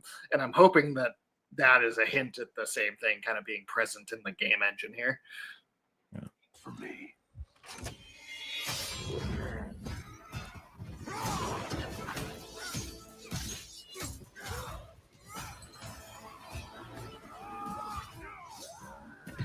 Got a lot of yelling and stabbing there. Yeah, a lot of yelling and stabbing. You see Mystique right there. So one of the other X-Men universe characters we're gonna get in here. I think they also said Jean Grey is gonna be in here as well. So we know Jean Grey is in the game from the very, very unfortunate like leaks and stuff that happened a couple of years ago. But she's going to be a playable character as well. Okay. So it's there'll be like a move set and everything, and the X-Men game that Insomniac has like on their schedule to make, I feel like is probably meant to be a direct sequel to this. So I wouldn't be surprised if then in that game maybe we get Wolverine, Jean Grey, and then there's like 2 more playable characters or something like that. But here we're at least getting 2 of them here, and I think this is the start of a sort of kind of X-Men game franchise. And did they say anything about playing Mystique?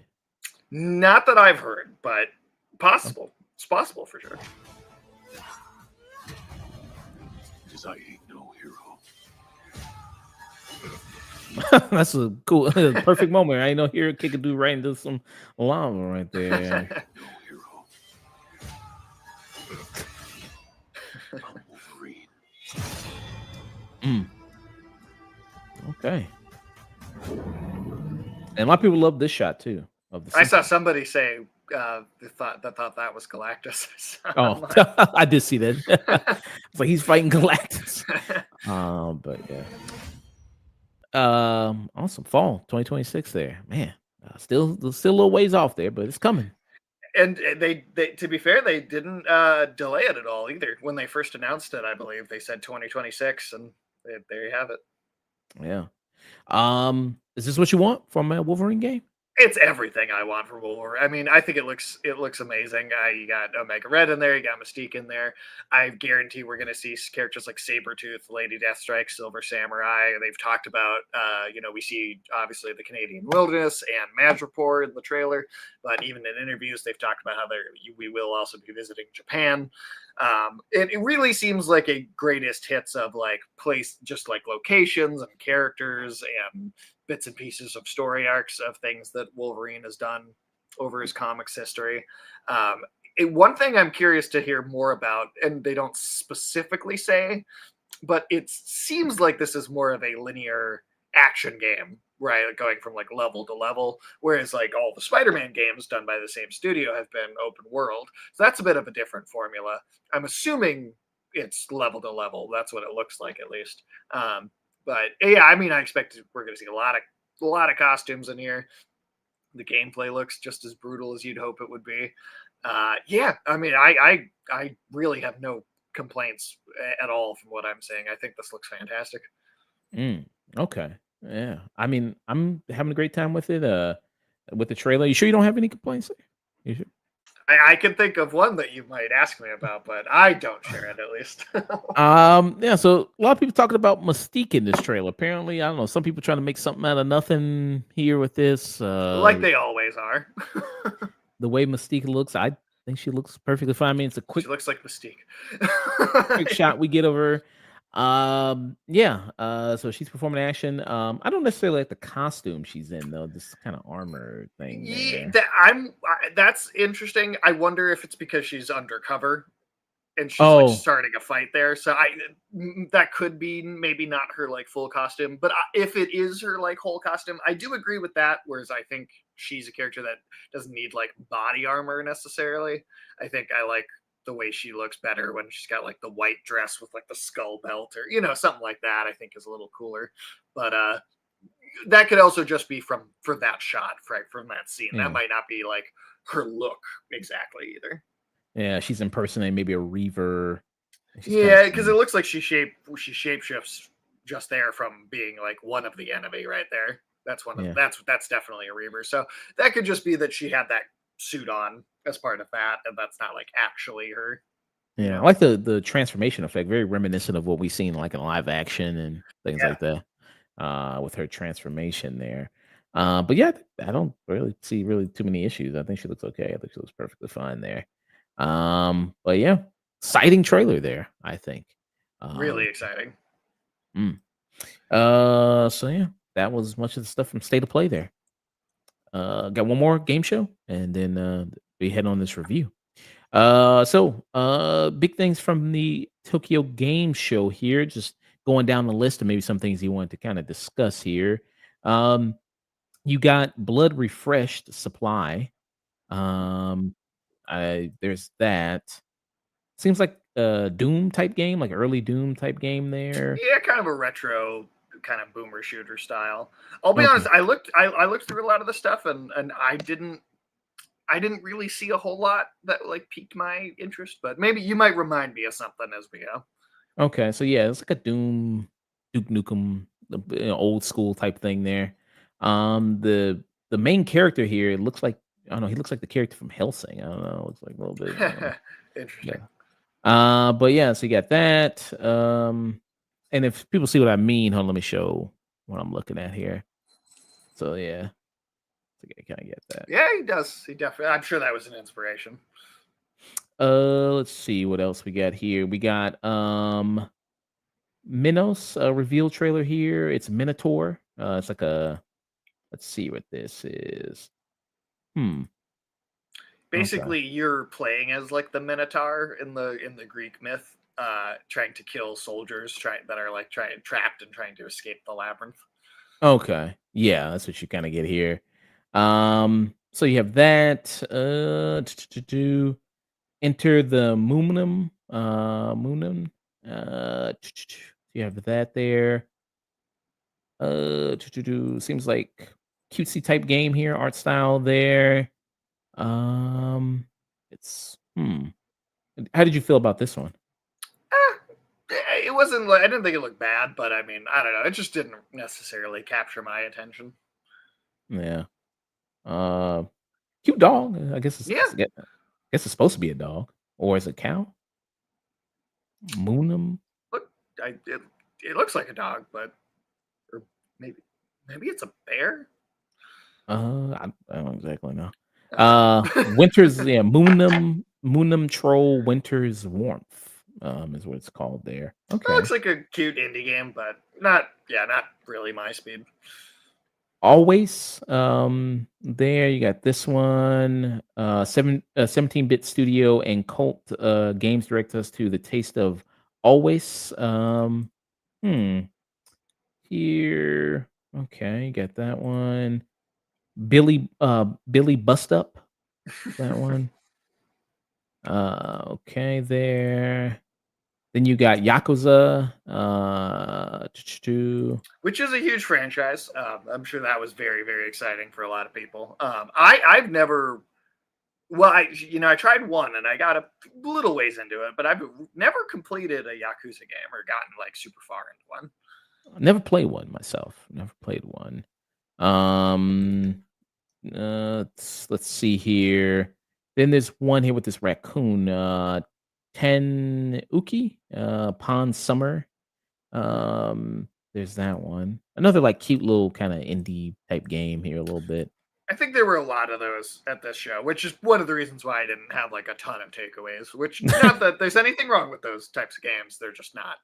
I'm not the one to fawn over the cute, you know. Gravebound. You have this one, third person shooter game here. Monster Guts. You got that one. Monster Cuts. That's a funny name. Oh, exactly. It says here, following the footsteps of cleanup detail, kaiju cleanup has us picking apart the remains of Godzilla-style monsters. It's basically like the crime scene cleanup simulator, but just applied to yeah, like a kaiju battle. yeah, Viscera cleanup detail, kaiju. Yeah, There's a okay. few of those types out there. Yeah, it's like the Power Washer. It's kind of similar to something like that. Yeah, so it's not too different from that. Okay. So yeah, just doing that. Okay. So if you're into that type of thing, maybe. There's an audience out there that's gonna like this a lot, for sure. Let's see. Suri, Suda, and Suda 51. You got that. Okay. Red Planet, Red Army. So you got Mars Tactics there. This one, strategy game. Okay. Claw Punk. It's about cats. You like cats. I like cats, certainly. I got two of them sitting right next to me. But yeah, video games about cats are not necessarily. Looks just kind of fun. Okay. It's like a big 2D action game. Okay. Did you like Stray? Stray? Be cool. Stray was about a cat. I did not play Stray. I don't know. It didn't seem like it had quite enough going on to me, but I know a lot of people loved it. It was a big, high selling game. Killing Floor 3. There's that one. Seems like kind of like a Doom-esque type game here. Yeah, I think it's a little more focused on like multiplayer, I want to say, but it's Like definitely got that sort of Left 4 Dead, something like that. Yeah, I think and maybe I'm not 100% sure, maybe even some roguelike elements as well. Okay. Got that one. Let's see. Farm Botnik gameplay there. Okay, you're doing a lot of farming, a lot of that type of stuff there, a little bit there. Oh, did you it seems like your type of game, Dinch Attack?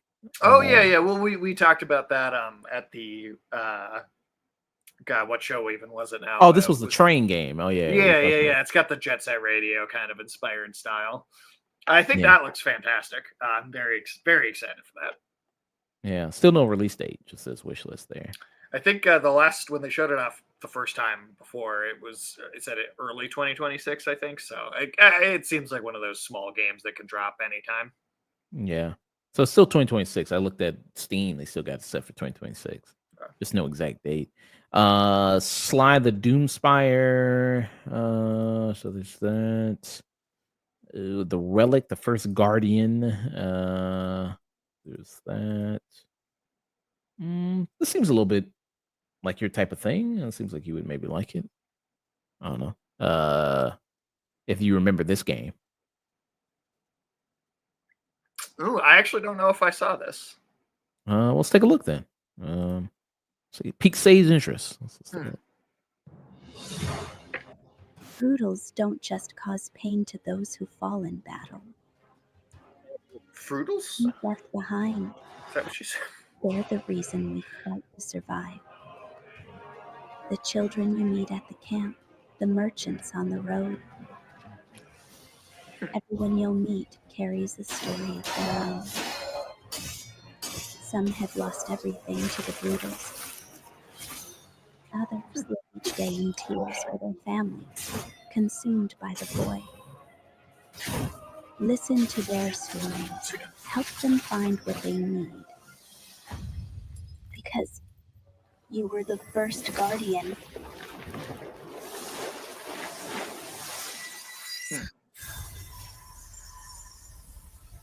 Where the light lingers. Under Title's blessing. Early 2026. I'll be Interesting. It definitely seems like it's trying to do a little bit of like a Souls game sort of aesthetic, right? Like the dark fantasy. Looks like it could be fun. I want to see more. I don't know if any of the designs jumped out at me as being super unique, but I'd definitely be interested in seeing more footage of it for sure. Yeah, short trailer, only a minute, so just a little gameplay footage there. That's about it, but looks promising. Then you have a Dying Escape. Deeping Escape there.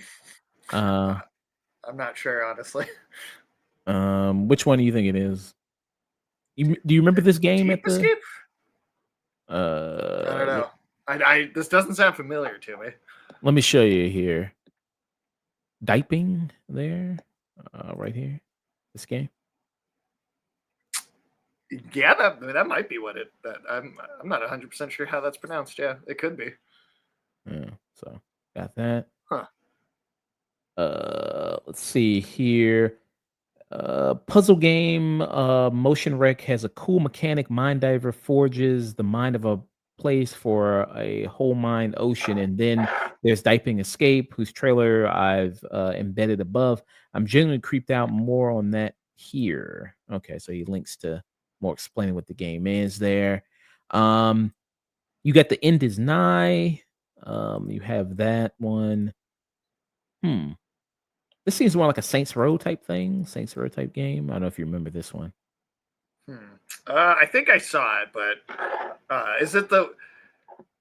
There's a game I've been seeing a lot of footage around too that looks like it's basically just outright stealing stuff from a bunch. Okay, yeah, that's not this one, but there's another game that looks like it's just like stealing whole cloth, like gameplay mechanics out of a bunch of other games.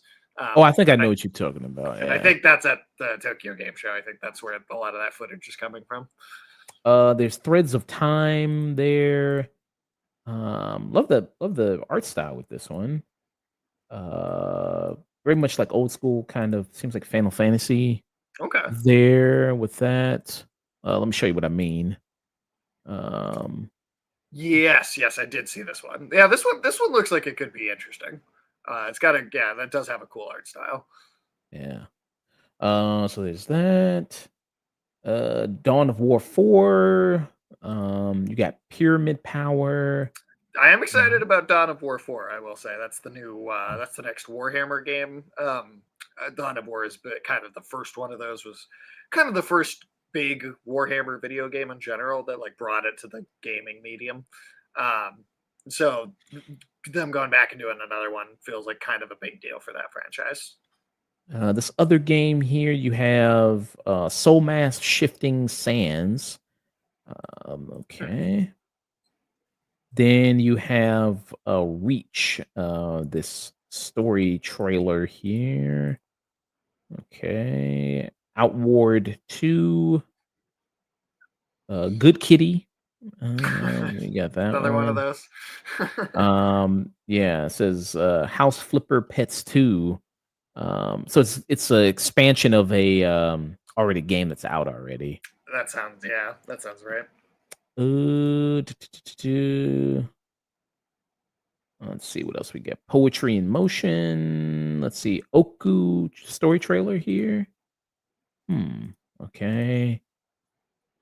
What else we got? Morbid Metal. Okay.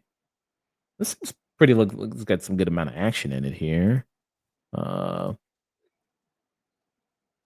prove your worth to me. I feel like I remember seeing this before.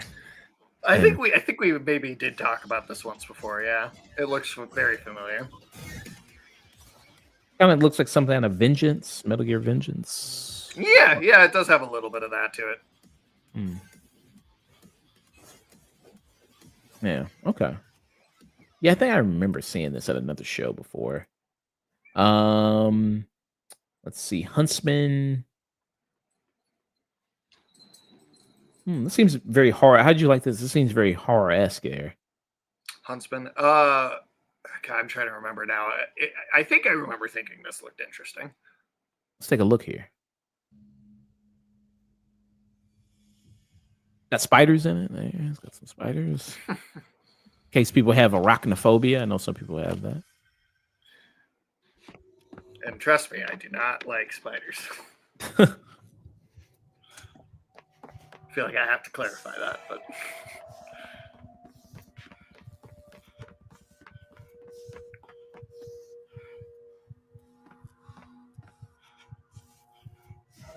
Oh, jeez.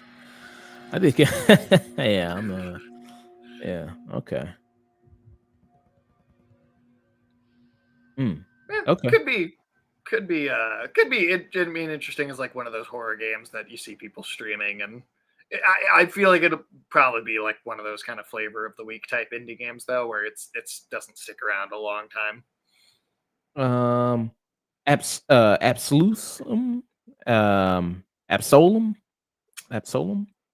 Yeah, part of the problem with some of these, and I think this is true of every game show, but there are a lot of these indie games, and I love a lot of indie games, but there's a lot of them that have very generic titles.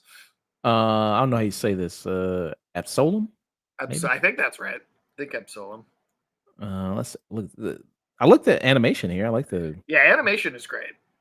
and they do some music. Sorry, I didn't mean to blow people's ears out there. Good music. Okay, got some. They're highlighting the music in this.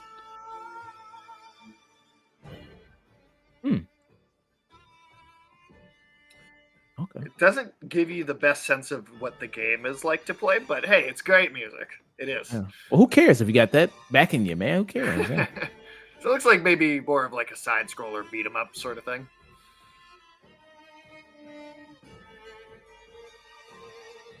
Okay. Well, okay. Looks good. It's just I guess just showing it off, I guess, mainly. Um October 9th. Oh, there Okay. you go. So it's coming out pretty soon. Um do task time reveal. Okay. All right. Definitely not into that. Broken lore. Don't lie. Another horror type thing here. Have you seen this? I'm not sure if I saw that one. Let's take a look.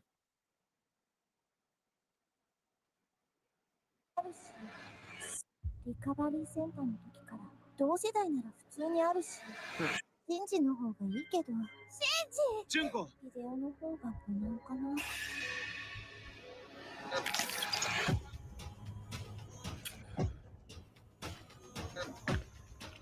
Ugh. That's pretty gross. あの変なかゆみ。薬 Oh, she's taking that Tylenol, man. It's bad for her. 飲むべきじゃないよね。 Oh, seems like they're bringing in real kind of real life actors here, and then mixing it in with the gameplay. Seems like it's There's an interesting style here. I like the different kind of shift in like style and perspective I'm seeing. の人じゃないよね。誰？ All right, well, I don't know if that's gonna be scary. That's not scary. I mean, that's pretty scary, man. Chick with coming at you like that. I don't know. It made me laugh more than anything. But Kind of looks like that that Jedi from Star Wars with that was in the it council. does. Yes, it does. I couldn't tell you what his name was, but it totally does. 誰？ I think the bouncing from side to side is what really does it.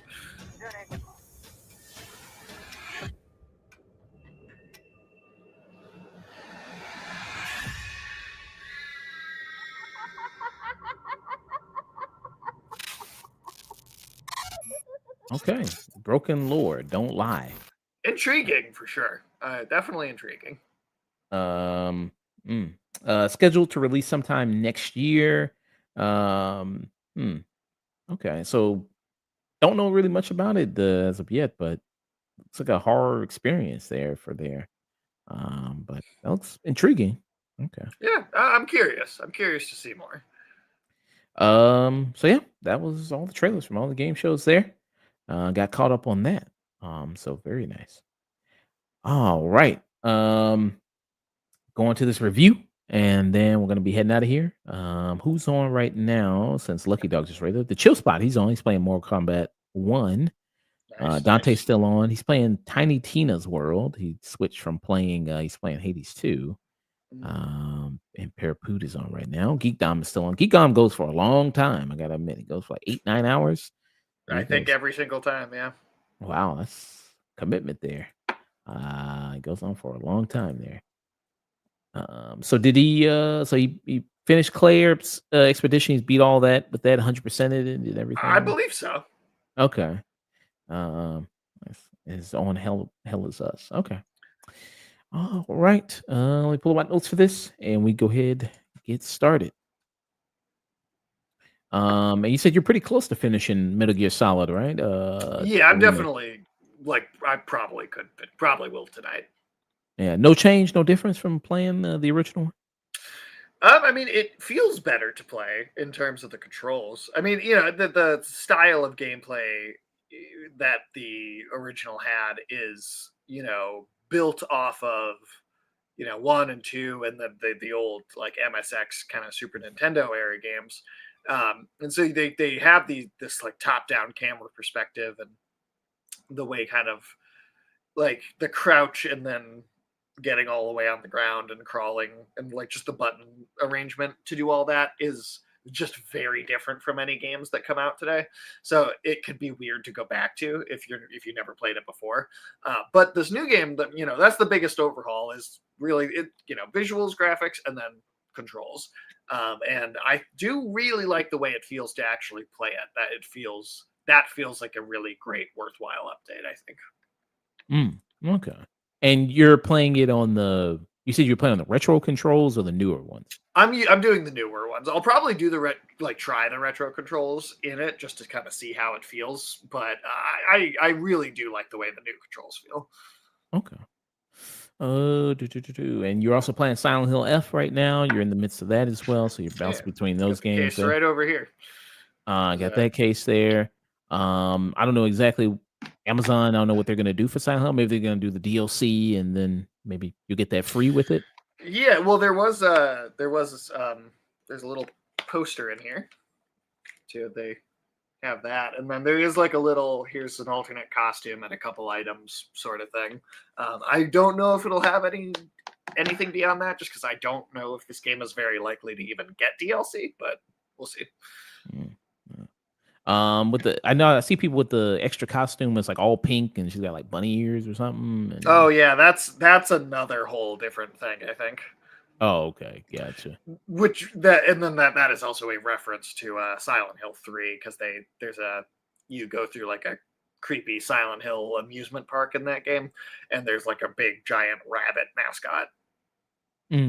That's specifically from 3. So that if you see anything that's got like any sort of rabbity anything like that, that's what that's referencing. Gotcha. Okay. All right, let's get into this. So our first and only review is going to be for the new Dexter season, their Dexter Resurection. Dexter, can't kill him. He's just like Michael Myers, man. He just keeps coming back. Coming back. When you think he's done, he's find new way there to always make it out. Very cunning. This Dexter is. Now Dexter had a reboot season with Dexter New Blood. Which I had seen before. We did a review, me and Nick, of that, talking about the new season there. And especially I thought it was all right. I thought it was better than especially what we got ending Dexter there, those last of the original run of the show, because it really fell off a cliff like around season 6 or so. That's when it started to really dip in quality. You gonna say something? For me, it went like 4, 5, 6, 7. And then 8, like way, way, way down here. You can't even see my hand. Yeah, like it got pretty. That finale was pretty bad. So I did appreciate it kind of coming back to try to rectify all those things and kind of what kind of people who weren't very pleased with that ending. And it seemed like with that ending, it seemed like okay, with Dexter New Blood. If people don't know, we're gonna spoil a little bit with Dexter New Blood. People haven't seen it. He gets shot at the end of it. And It seems definitive too. it seems definitive. Like it's like almost like that shot at the end of Breaking Bad, where kind of the camera pans and it's like he's laying on the ground, he's shot, and he's like, "Oh, okay, well, yeah, he's dead." There, it's like it seems pretty definitive there that he's gone and dead. But then they announced another season of this show. They're like, he's gonna come back again for Dexter Resurrection. There, so it's a sequel series to Dexter New Blood. This time around, like he survived. We see him recuperating from the shot there, trying to piece together all the things that kind of happened before. They pull a very classic he's in a coma cliche too. He's in a coma. He gets visited by all the people that that he was responsible for killing. So you get to see some returning guest stars there, like John Lithgow, who was the Trinity Killer, which he was part of my favorite season of the show. Oh, I think that's easily the best one. Yeah, easily. I think that's probably the best one. You also see a surprise motherfucker. You see him come back. A lot of people, who I think a lot of part of the reason why his character probably came back because his character's been memed to hell over the last few years. Now a lot of people just love memeing him. Well, they even have him say the meme again. When he shows up. So they clearly just did it for that. Yeah, it's just to bring him back for just that one scene. But you have that. So he's come back. He's trying to piece together all the things that happened there. And then he decides that where's my son, Harrison, who's his son there? We got introduced to a more adult version of him. Now he's kind of more there in his late teens, kind of early 20s there. We see with Harrison. And he's going to New York. He finds that Harrison's all the way in New York there. And while he's in New York, a completely different change of setting than we've normally seen Dexter, who's mostly in Miami. We've mostly seen him in Miami before. And then when he's in New York, he meets a group of serial killers. He meets the Avengers of serial killers. They've joined together and formed this little serial killer club. And you see kind of the stars there. And the person that's heading this up is Peter Dinklage, who's this wealthy philanthropist, billionaire, who has his strange fascination with serial killers and interacting with serial killers. So he's gathered all these people together there. And then on his tail is you have Angel Batista, who was part of the original run of the show there. That actor is coming back there. Let me find that actor's name. David Zayas. Yeah, who he's back, who he's like, yeah, I mean, I always thought there was something off and maybe he could be the Bay Harbor Butcher, and I'm going to find proof that he is the Bay Harbor Butcher there. And so he's followed Dexter all the way to New York to do that there. So yeah, it's kind of the setup you have of this new season, basically, of Dexter trying to really reconnect with his son and trying to form that bond. Then also him being in New York and then meeting these other group of serial killers and being disgusted by these other group of serial killers and wanting to take them out. And then much like with Dexter, there's always a big bad. There's always a main kind of person that he has to kind of take on and battle against in the show. Here it seems like that's Peter Dinklage. That's pretty much Peter Dinklage who he's taking on. What did you think about this new season of Dexter here? Well, there's one thing before I fully get into my thoughts. I just want to throw this question out there because I was thinking about this and I feel like it's a big hole in the New Blood and Resurrection here. Harrison came up to seek him out because his stepmom passed away, and of course his original mother died back in the series. John Lithgow killed her. Where are in these two new seasons here? Where are Rita's other two older children that Dexter was like a stepdad to? I guess they don't matter. I mean, it feels like they never existed at all. Yeah, because I forgot. I don't know because I haven't seen New Blood since it came out, since we did the review for it. But doesn't Harrison say that the reason he was able to find him is because of maybe Rita's kids? Like he talked to them, or am I mistaken? I don't think, because I just watched New Blood for the first time. I haven't seen it until now. Okay. I watched both shows kind of back to back, but I don't think he references them at all. Okay, yeah. So I completely made that up then. That's just a weird thing that I noticed. I was like, well, why these? I feel like these people should exist or matter somehow. I don't know. Yeah, but so what were your thoughts there? So it's interesting. So I didn't watch New Blood when came out, mostly because the final season of the series had been so disappointing. I was like, I don't even think I care. But then you asked me to come on to do this, and I was like, all right, well, let me go catch up, and I can watch both of them here.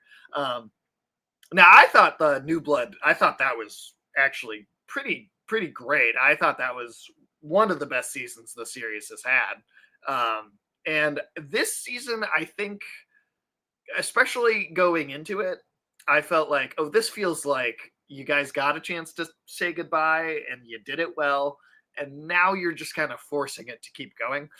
I think the way the season starts with him like waking up from a coma, I thought was pretty weak. This felt like a very weak explanation for him surviving that, because the way that last season ends did feel very definitive and like I thought thematically sound. And I was like, all right, great. Well, you guys had a second chance to wrap it up. We're saying the hell we did. We're keeping this going as long as we can. Now, those first, I'd say, 2 episodes of this season really, I think, have that feeling to me where it just feels like artificially extended. But about episode 3 is where I started not to feel that as much. And I thought it started to kind of find a groove and do something a little different and interesting. And that's about where he picks up on the Dark Passenger killer, which is kind of his lead in. He kills this other killer, and that person's got an invite to the serial killer club. And from there, as we get into exploring that, I thought that was a really interesting idea. And I do think a lot of it's done pretty well.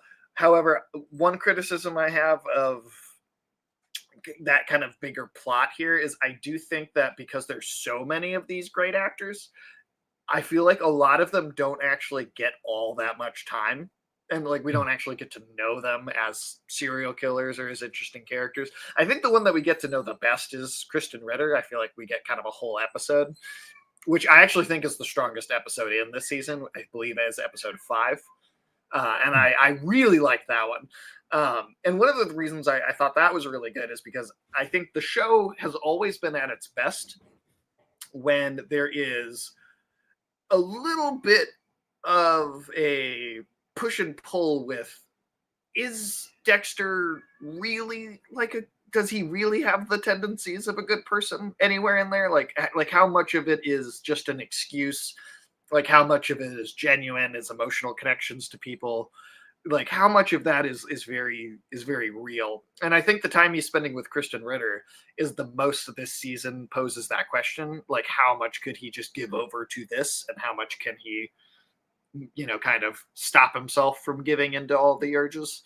And that's one thing where I think the larger portion of the season kind of falls flat on, is I feel like there's a little too much of Dexter just totally making the right choice and being like, yep, he's the good guy, he's doing the right thing. Yeah, he's totally like a superhero, basically. I feel like there's a lot of that, especially in the end of this season. There's a lot of just like, oh yeah, we're not even really questioning the morals of him anymore. We're just fully into him being a good guy. And I think one of the strongest things about New Blood was that they danced with that idea a lot. And it was, I think that, especially with how that ended, they were getting very into that question of like, all right, well, like, as soon as he explains this to his son, who turns out to be a pretty normal person that does not have the same sort of urge to kill that he does, then he ends up shooting him, right? Like the way that conflict plays out felt very natural to me.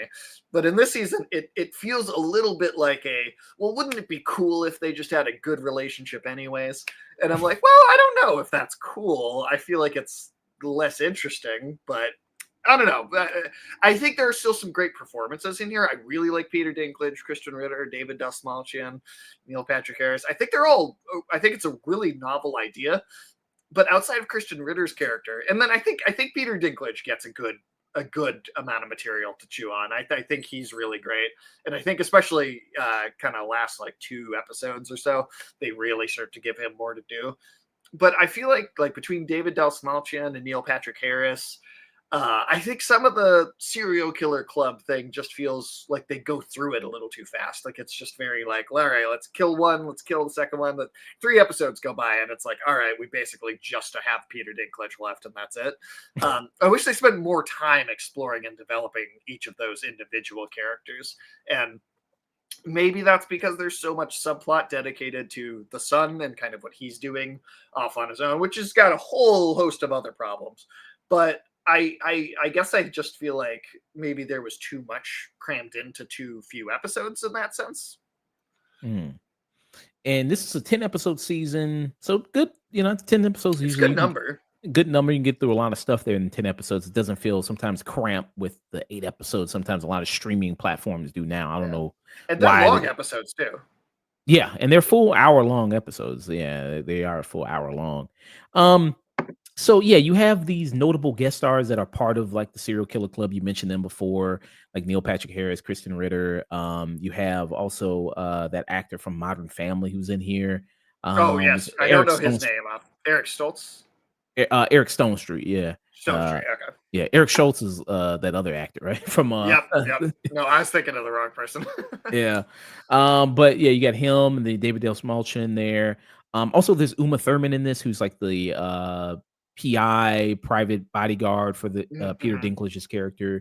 It's been a minute since I've seen Uma Thurman, really, so it's good to see Uma Thurman. Well, actually, I just saw her in that shitty Old Guard 2, that movie, that Oh. Netflix movie. We'll But pretend that didn't happen. yeah, and she's good here. I like her here. I do see your point about, you don't really get a whole lot with these people. And then they and he's picking off these people fairly quickly. Yeah. And it almost begs the question. I mean, it's like Uma Thurman's the only one who really suspects him.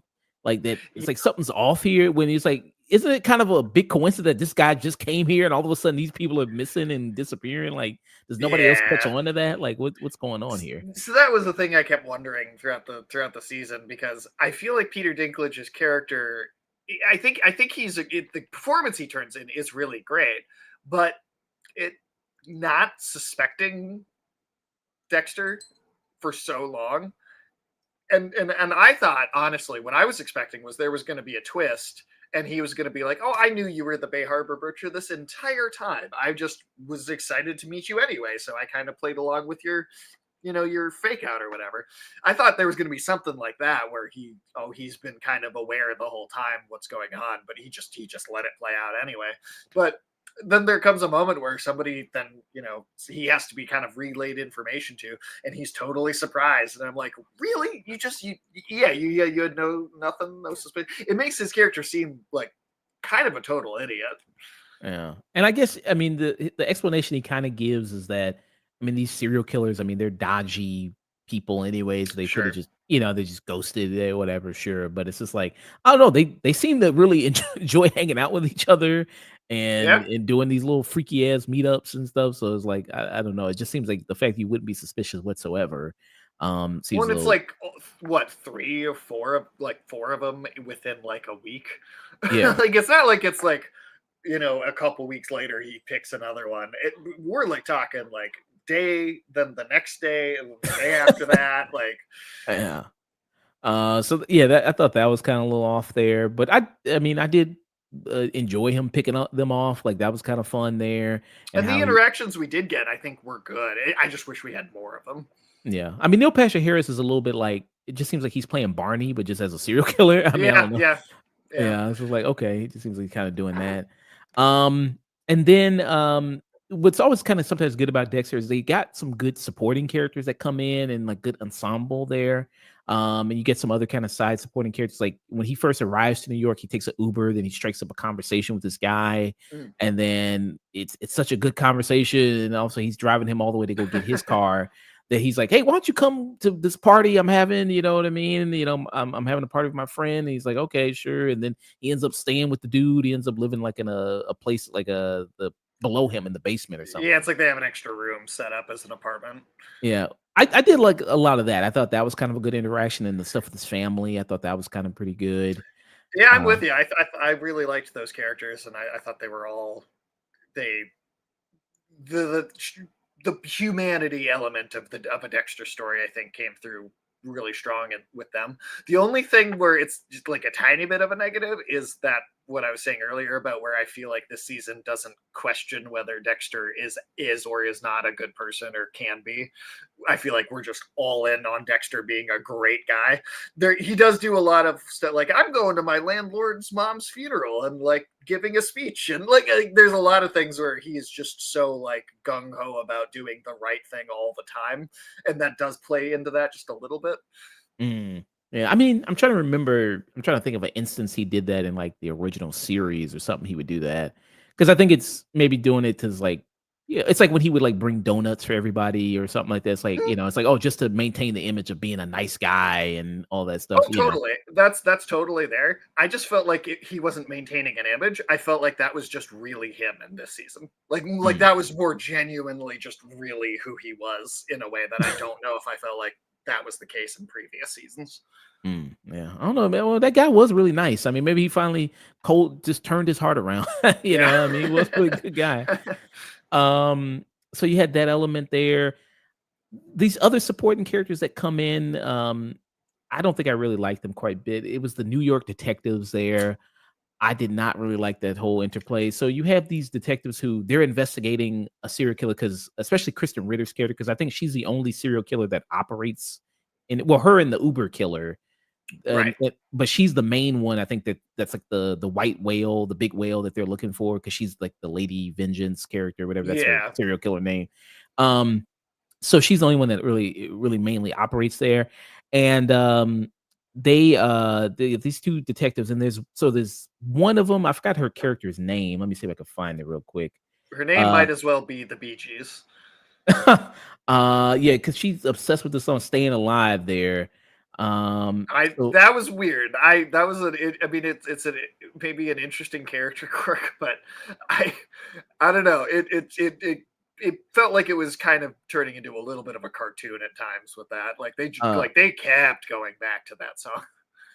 Katia Sarif, there she plays Detective Claudette Wallace there. So with her character, it just seems like it's just very much like you're doing like a parody of all like autistic on the spectrum type detectives we see in media, like Sherlock or something like that, and it just is so kind of on the nose there. And then to talk about the BG thing, so like when she's like doing her thing and like investigating crime scenes, she's like puts on headphones and like it's not a different song, it's not another BG song, it's always the same song every single time. It's like Yeah. the same song. Um, and the needle drops in this show were also kind of weird. It was like, Yeah, that's another big thing. Weird and constantly, like all the time. Like I feel like sometimes it was like 5 minutes would go by and it's like, oh, here's another one. And I feel like they very rarely were like timed well to like the story or the plot or what was going on in the narrative. It kind of just felt like they were like, well, what's popular on the radio right now? Just throw it in there just for the sake of having more music. yeah. In the first episode, when he first arrives to New York, they do the Ramones, That which I one guess, makes sense. yeah, I guess that makes because the Ramones were created in New York, they formed in New York, so that makes sense. But yeah, there was a lot of like crazy just needle drops. It just felt like that's not typical of usually Dexter to do that. It Um, felt very out of place. yeah, but what you think of the detectives and their Oh, I thought that stuff was super weak. That whole subplot, both her and her partner, to me, it felt like they just were like, well, there has to be a cop subplot in Dexter because there typically has been in the past. And I think, even though I think there are a good number of positives here I've mentioned too, I do think part of the season does also have that like let's artificially keep making Dexter, and so we're coming up with reasons for the show to keep going. And in a lot of ways, it kind of feels like, well, we want to just get back to the formula of what a Dexter season is like. And the part of why I think New Blood was as good as it was is it wasn't really the formula of Dexter as much. It broke from a lot of like the trends of how those stories would play out. But I feel like a lot of this season is about, well, let's chase the formula again. Like let's find a way to get back into it. And that just seems like a weird choice. And the cop stuff is a big part of why that, to me, that just doesn't seem like an interesting direction to go in. Or I mean, really, I think they could have just left it alone and ended it at the end of the last one. But it just feels like cop stuff to have cop stuff. and these characters feel pretty one note. Like I said, kind of a cartoon parody almost of certain tropes. Even down to the like last episode, like they're like leaving a party, and she's like, "All right, I need to go to bed. Good night." And then the song at the party all of a sudden is staying alive, and she's like, "Well, now I can't leave." And I don't know. It's weird. It's just I thought that part of it was very weird. Yeah, I didn't like that. And then you have to have, I guess, give the other element of like somebody's on his tail because you have Batista who interacts with them and is telling them about Dexter. Right. Plus, they're mainly on the tail of his son because his son committed a murder. By the way, we're going to spoil Dexter Resurrection because it's show's not right. But his son, he works at a hotel. He's actually living at the hotel. And so he kills somebody there because they're about to date rape somebody. And then they are investigating the murder and they're on his tail. So it's a way to kind of intersect with Dexter in a way. Did you like the stuff what was happening with Harrison or? I mean, I thought some of it was interesting. I think the actor is good. I do like the like relationship dynamic between them in certain ways. I tend to like it more when it is not going well than when it is going well. But like I said, a lot of the season does end up feeling a little bit like hey, whether it makes sense or not, we think they should have a good relationship because it would be cool if that's the direction they went in, rather than whether that actually makes sense for that to happen or not. Like, because from where they ended the last season to where they go in this season, it just feels like, I don't know. It's like you had this I feel like, very declarative moment of the plot in New Blood that he's rejecting this, and he like, I am not like my father, and I do not have this is like deep and dark and ugly in me as he does. And then in this season, they're like, well, they could get along anyway. Mm. Yeah, that's the thing. It's like, okay, does he have the same issues that Dexter does? I mean, they examined that last season too with New Blood. They kind of examined And I that. think it was more interesting there. And I feel like in this season, it's more like, yeah, no, he's just completely fine. He really doesn't. He killed that guy, but it really made him sick to do it afterwards, and he felt really bad. So, clearly it's not the same. Yeah. But then also he accepts Dexter and everything Dexter's done with kind of feels like with open arms, where he's just like, yeah, you know what, whatever, we're cool now. Mhm. Yeah. I mean, it seems like a lot of also he's like feels really guilty about like thinking he almost killed his dad, and it's like Dexter's trying to help him get over that guilt a little bit. Like that's Yeah. okay. I wanted you to do it, and that's all right. And I so it's like, wanted to stop making the show, but they won't let me. I mean, I think Michael C. Hall is a good actor. I mean, I don't know why. He's fantastic. And honestly, another thing I noticed was I feel like he does not look like he's aged all that much throughout this Yeah. like series. He still looks kind of like he did when it started. Yeah, he's 54. Okay, he's 54. Okay. He's aged very well, although his haircut could be better, I will say.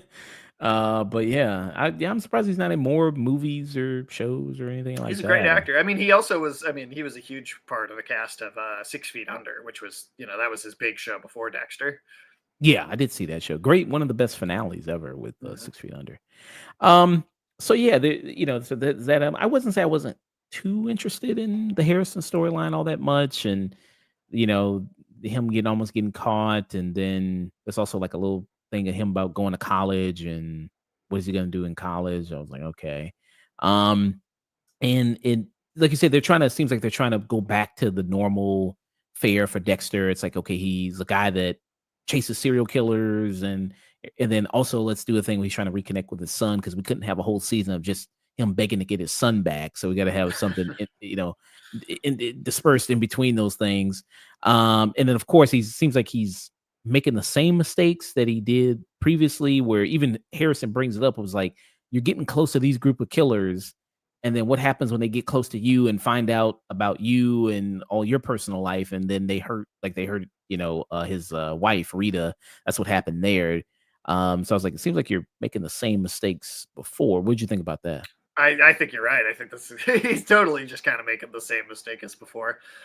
He's just got this confidence that it won't happen this time, and then of course it does.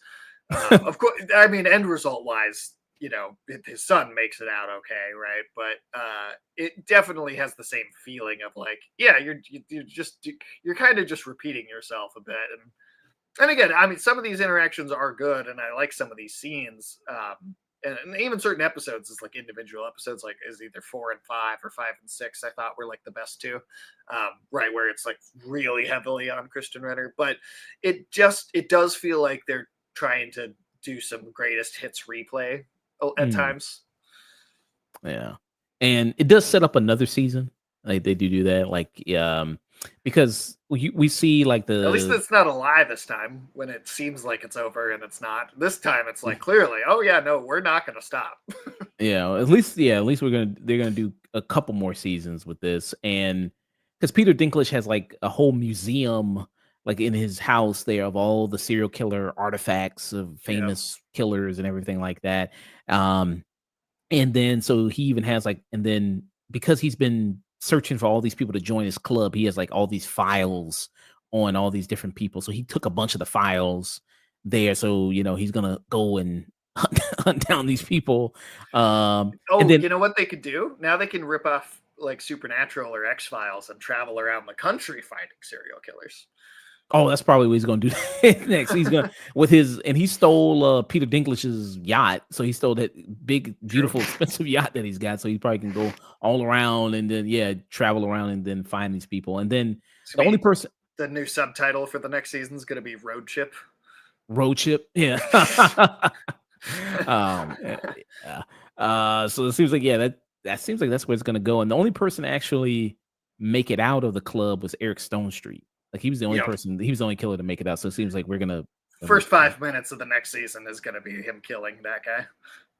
Probably, yeah. It is not even gonna be like a long plot thread. He's just gonna do it like immediately. Yeah, and that was also like just in terms of why didn't any of these serial killers catch on? Because like you think a serial killer would be very paranoid and suspicious. And Uma Thurman does kind of like, hey, something's up. She's kind of like suspicious right away, but it seems like no one's listening to her, which is almost even dumber because you have somebody pointing out how suspicious it is, and you're still like, it's fine. Yeah, whose whole job he's like, well, this isn't what I pay you for, but it's like this is what you pay her for. It's literally you pay to look for threats. You know what I mean? Like that is what you pay her for. But yeah, like Eric, like he's he's the last person that he has to get before he gets to Peter Dinklage, and then he's constantly like, "Hey man, let's hang out. Let's go somewhere, man. I want to see you before you go off." At a certain point, wouldn't that kind of raise your suspicions? Like, why does this dude? You would think so. Want to hang out with me so bad, but he's like, okay, yeah, sure, but yeah, he's the last one. But so clearly they set up another season of the show that they're gonna do. I think this was pretty popular. It seems like this latest season, so it seems like they are gonna continue it. So what were kind of the best positives for you with this? We mentioned that. Best positives are performances. I think Kristen Ritter and Peter Dinklage are both really, really great. I wish they had more time spent on their characters, but I do think they're really good for the parts that are there. And I think, like I said earlier, I think the maybe the most interesting part of the whole season to me is the episode with Kristen Ritter where they're kind of going on a bit of a date and he really spends a lot of time with her, and because that episode to me is showcasing an actual struggle that he's having of, well, maybe I do relate to her more than I relate to my son, and maybe this would be actually a better personal relationship to explore because it would connect to this part of his world. And I think there being that little bit of struggle of, well, there's actually like a struggle in his mind of like where his priorities should be. And I think that's the best that character ever is when that struggle is there. So yeah, kind of right in the middle of the season is when I think it was easily at its best. Yeah. Yeah, I like the interactions he had with the club. I thought that was good. Peter Dinklage, I think a lot of the other kind of guest stars in the show are really good in this. Like I said, I didn't like the real detective kind of plot there with those characters. I felt a little goofy. Batista, I did like coming back. I think like if you wanted a detective subplot, I think it felt like really should have just mainly just been him. It totally should have just been him, especially know. because he's sharing a bunch of scenes with these other characters that just are not really interesting or working. But it makes it feel like two subplots intersecting instead of just one subplot about him. Yeah. So I was like, you just really, if you just wanted to do that, you could have just done the Batista thing. And then Harrison stuff, I wasn't really too into. I don't know. You think that they're gonna do like in the next season, like, okay, he's gonna just hunt down all the killers, and then he's gonna like just call his son every once in a while. I was like, hey, how's college going? And then that's it. Like, or you think I, that I bet they'll cut away and have like a whole subplot going on. I mean, who knows if they even keep him in school that whole time. I mean, obviously going from the last season to this season, they made it pretty evident that they're not afraid of completely reversing a storytelling decision. So I could see 50-50 whether they keep that as a thing, or he might just be riding shotgun around the country with them. okay, father and son duo. Okay. Yeah. Which would yeah. again really negate, I think, some of like what they're doing in the last one, but whatever. Yeah. I mean, if he's going to be killing date rapists, I mean, he's going to have a lot of victims in college then. If that's the case, he's going to stack up a lot of bodies pretty quick. So what would be your final thoughts rating for this season? Yeah, like, I mean, I think I ended up enjoying it more than I was expecting to, honestly. I had very low expectations. I thought, like, looking at the trailers and stuff, I was like, this looks honestly, frankly, terrible. So the fact that there was stuff to enjoy here and actually really like, that was a pleasant surprise. But by the end, I don't think it escapes from the shadow of just feeling like they're, again, I think the best way to say it is artificially extending the life of this series just way past what it should be. And I think that's too bad because New Blood came around and it seemed like that was like, oh, here's like a real ending to the series. Like, we got a second chance. And I think that would have been a really good place to leave it off and not come back. And that's not to say you can't keep going and do something interesting, but I don't know if it totally justifies its own existence. I'd give it a stream it. Like, I can enjoy more some of the time watching it for sure. But would I tell anybody, oh, you gotta, like, if somebody I know stopped watching the series before the last season or maybe after the last season, I would tell them, oh, you should really go watch New Blood. You should really go. It's like, it was almost like an apology. You should go catch up on it. I wouldn't necessarily tell people to go out of their way to watch this one like I would with New Blood. So people should stop with New Blood, just like, oh, Dexter's dead, so I don't have to watch Resurrection. I mean, honestly, I do think it kind of was the perfect ending. Okay. Yeah, I mean, I got to go back to see maybe how I feel about New Blood. I will say Clancy Brown as the killer in New Blood was really good. I did like him. He was great. Yeah, he was really, really good there. But I do like Resurrections. I know maybe I talked a little bit more negatively than possibly about it. But I did like this season, and I guess I would say another season of this just to see there. But like I said, maybe it's gonna be like a road trip thing. He's gonna go around the city to city.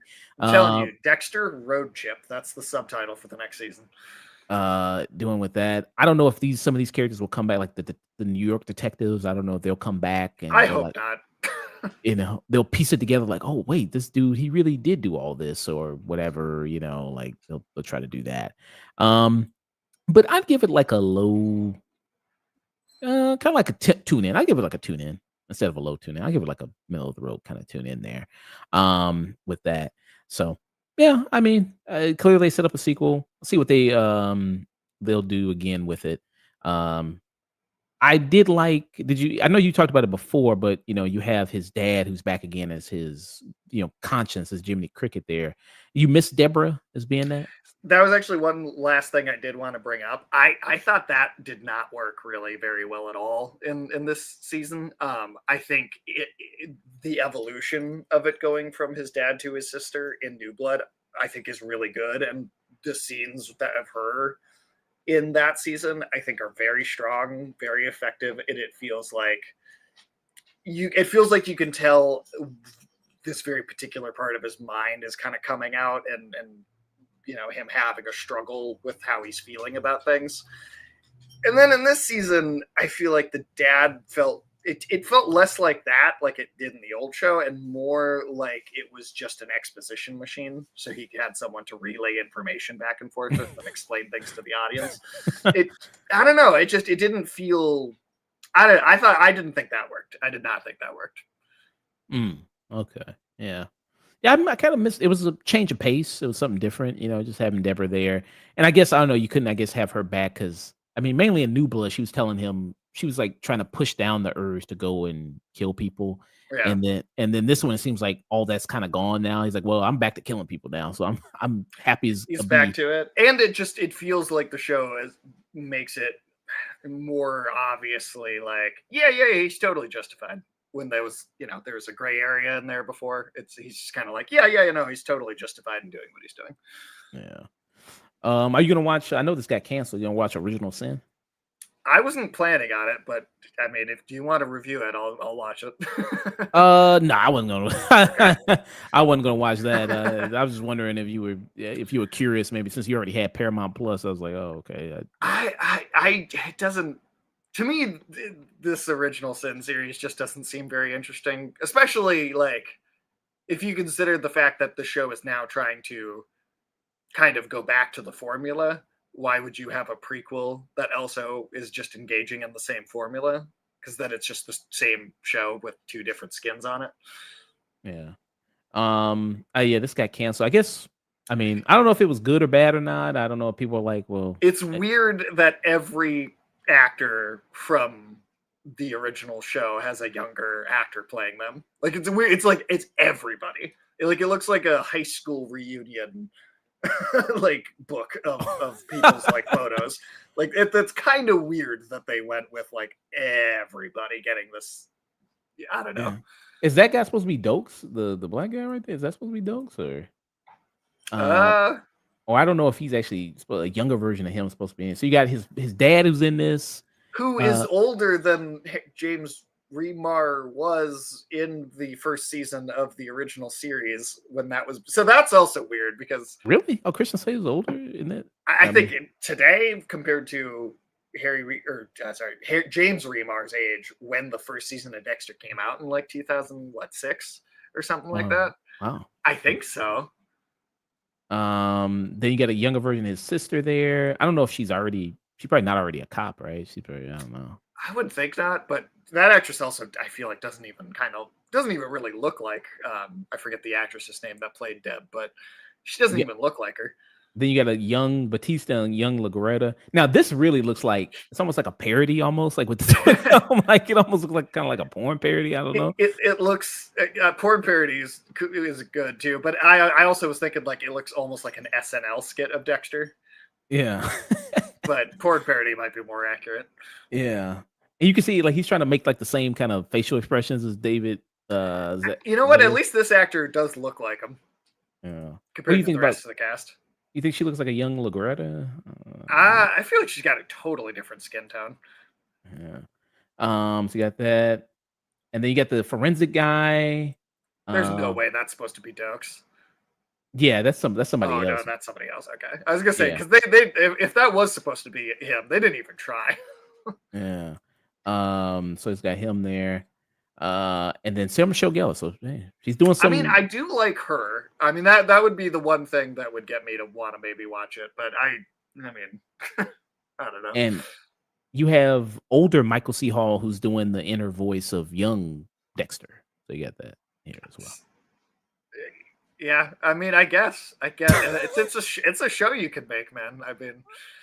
I see why it got canceled after one season, though. It just seems like a very pointless thing to do. And it for a little while there too, it seemed like they were doing like this whole Dexter cinematic universe because they also canceled. They were going to do a spin-off about a younger version of the Trinity Killer that was going to be its own entire show, and they canceled that. They're not doing it anymore. Oh wow, they canceled that. Okay, I don't know what would that. You just be. That guy has no conscience and just a pure serial killer. So I don't know why would that be fun to. And then I don't know if they're doing this or not, but I pretty sure I saw something about how they were going to do just a show about Harrison. That was going to be its own standalone show. Okay. Yeah. So, which is especially pointless if he's just continues to be in seasons of Dexter. Then I really don't know why. Are they going to do like the father's got a show, the son's got a show, and then they have a crossover occasionally? It's like CW, it's like superhero shows. Okay. That's yeah. kind of what it's starting to sound like. But like I said, they're canceling some of these though, so maybe they don't go all the way there with the Dexter cinematic universe. Okay, yeah, they pumped the brakes. They're like, okay, we went a little crazy. Sorry, people. We with the Dexter, DCU, Dexter Cinematic Universe, we went a little crazy. And I mean, I like this character, and I've liked, a lot of at least the what I would consider to be the good seasons of it as a series. But like, just who wants that much Dexter? Yeah. Like, who's gonna watch it? There can't be like a super fan of Dexter that was like, damn it, I really was looking forward to this Trinity Killer show they canceled. Yeah.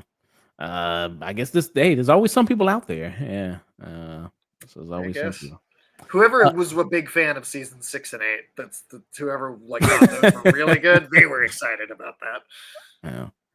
Now that Batista's dead, it's only, I guess, just the other guy he was with, the forensic, who's alive from the original season, right?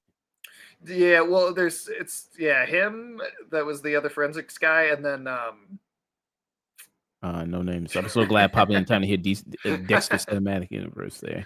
And then there's the other cop too. I forget his Quinn? name, but Quinn. Yeah, he's also there from the original series. But I mean, they got like cameos, I guess, in this season. But like they did not feel like they mattered. But maybe they'll get spinoffs. Yeah, because Quinn didn't come in. I forgot what season he came in. I think he came in season 3 because Dokes dies in 2. And then I think he was kind of like the new cop after that. Yeah. So yeah, there's just those two left that are alive from the original season. Yeah, because everybody else is dead there. So I don't know. Maybe they'll find a reason to be dead too. Because you think maybe they'll bring a storyline where Quinn, like, he gets broken up about Batista's death, and he's like, "Oh, I got to find out what happened to him," and then they do the same plot line with him that they did with Batista. Yeah, just to track down, like, hey, what happened here? It was this Dexter guy, and it's like, oh shit, of course. Well, if they do the road trip idea, then they can have him chase him across the country, and you could really kind of, why not? Why not? I feel like that's what they're going to do now. Yeah. So, that was our thoughts there. Dexter Resurrection. You gave it a stream it. I gave it a tune in there. Awesome. And I would give New Blood a peek. I would straight up peek if I was there for that review. Okay, peek there. I forgot what I gave it. I think I gave it like a high tune in or tune in there as well. All right, that's it. We're out of here. Thank you so much, Sage. Thanks for joining me. Absolutely. For this late one here. Hope to have you back again next Monday. Next Monday, finally do Alien Earth. Do that. You watched all of it? Oh yeah. Okay, I heard it doesn't stick the landing, but I'll see for myself. I think it. I don't think it's bad, but what I'll say is I think it does kick the can down the road. It is like, we'll make it season 2's job to deal with this sort of a thing. Oh, okay, interesting. I'm still on the mid-season. I'm still on midway there, so I still got 4 more episodes. So interesting. Okay. So Alien Earth, do that review. You'll have I'll definitely be done with Metal Gear. I'll definitely be ready for Metal Gear next week. And I don't know if you'll be done with Silent Hill F by next Monday. Maybe, but I have heard the biggest thing I have heard is that it takes multiple playthroughs to kind of fully understand like the narrative and kind of what's going on. So I might try and play it twice before we talk about it. Okay, so you might do that, but definitely Metal Gear Solid, Delta, Snake Eater, and Alien Earth next Monday there. Future streams, talking about that. So next, actually this upcoming Wednesday, I'm going to be doing a stream with Neil. Doing a review for All the President's Men, the Robert Redford film. Then Friday, hopefully Nick and Dust can join me doing a review for The Smashing Machine, Strangers Chapter 2. Sunday, I'm going to be doing a review from Mike from Greyworks. We're going to be doing a review for the horror film Good Boy. I already talked about the stream with Sage. And then next Wednesday there, I got another stream with Neil. And we're going to be doing Tron Legacy because Tron Ares is coming out next week. So that's the big movie next week. So Tron Legacy there. I'm going to send you over to, let's see who's on. You got any suggestions you got or no name? let's see. I'll pull up my thing here, but I didn't earlier, other than the usual. But I'm guessing I have to say all the same people that you do on your list now. Okay.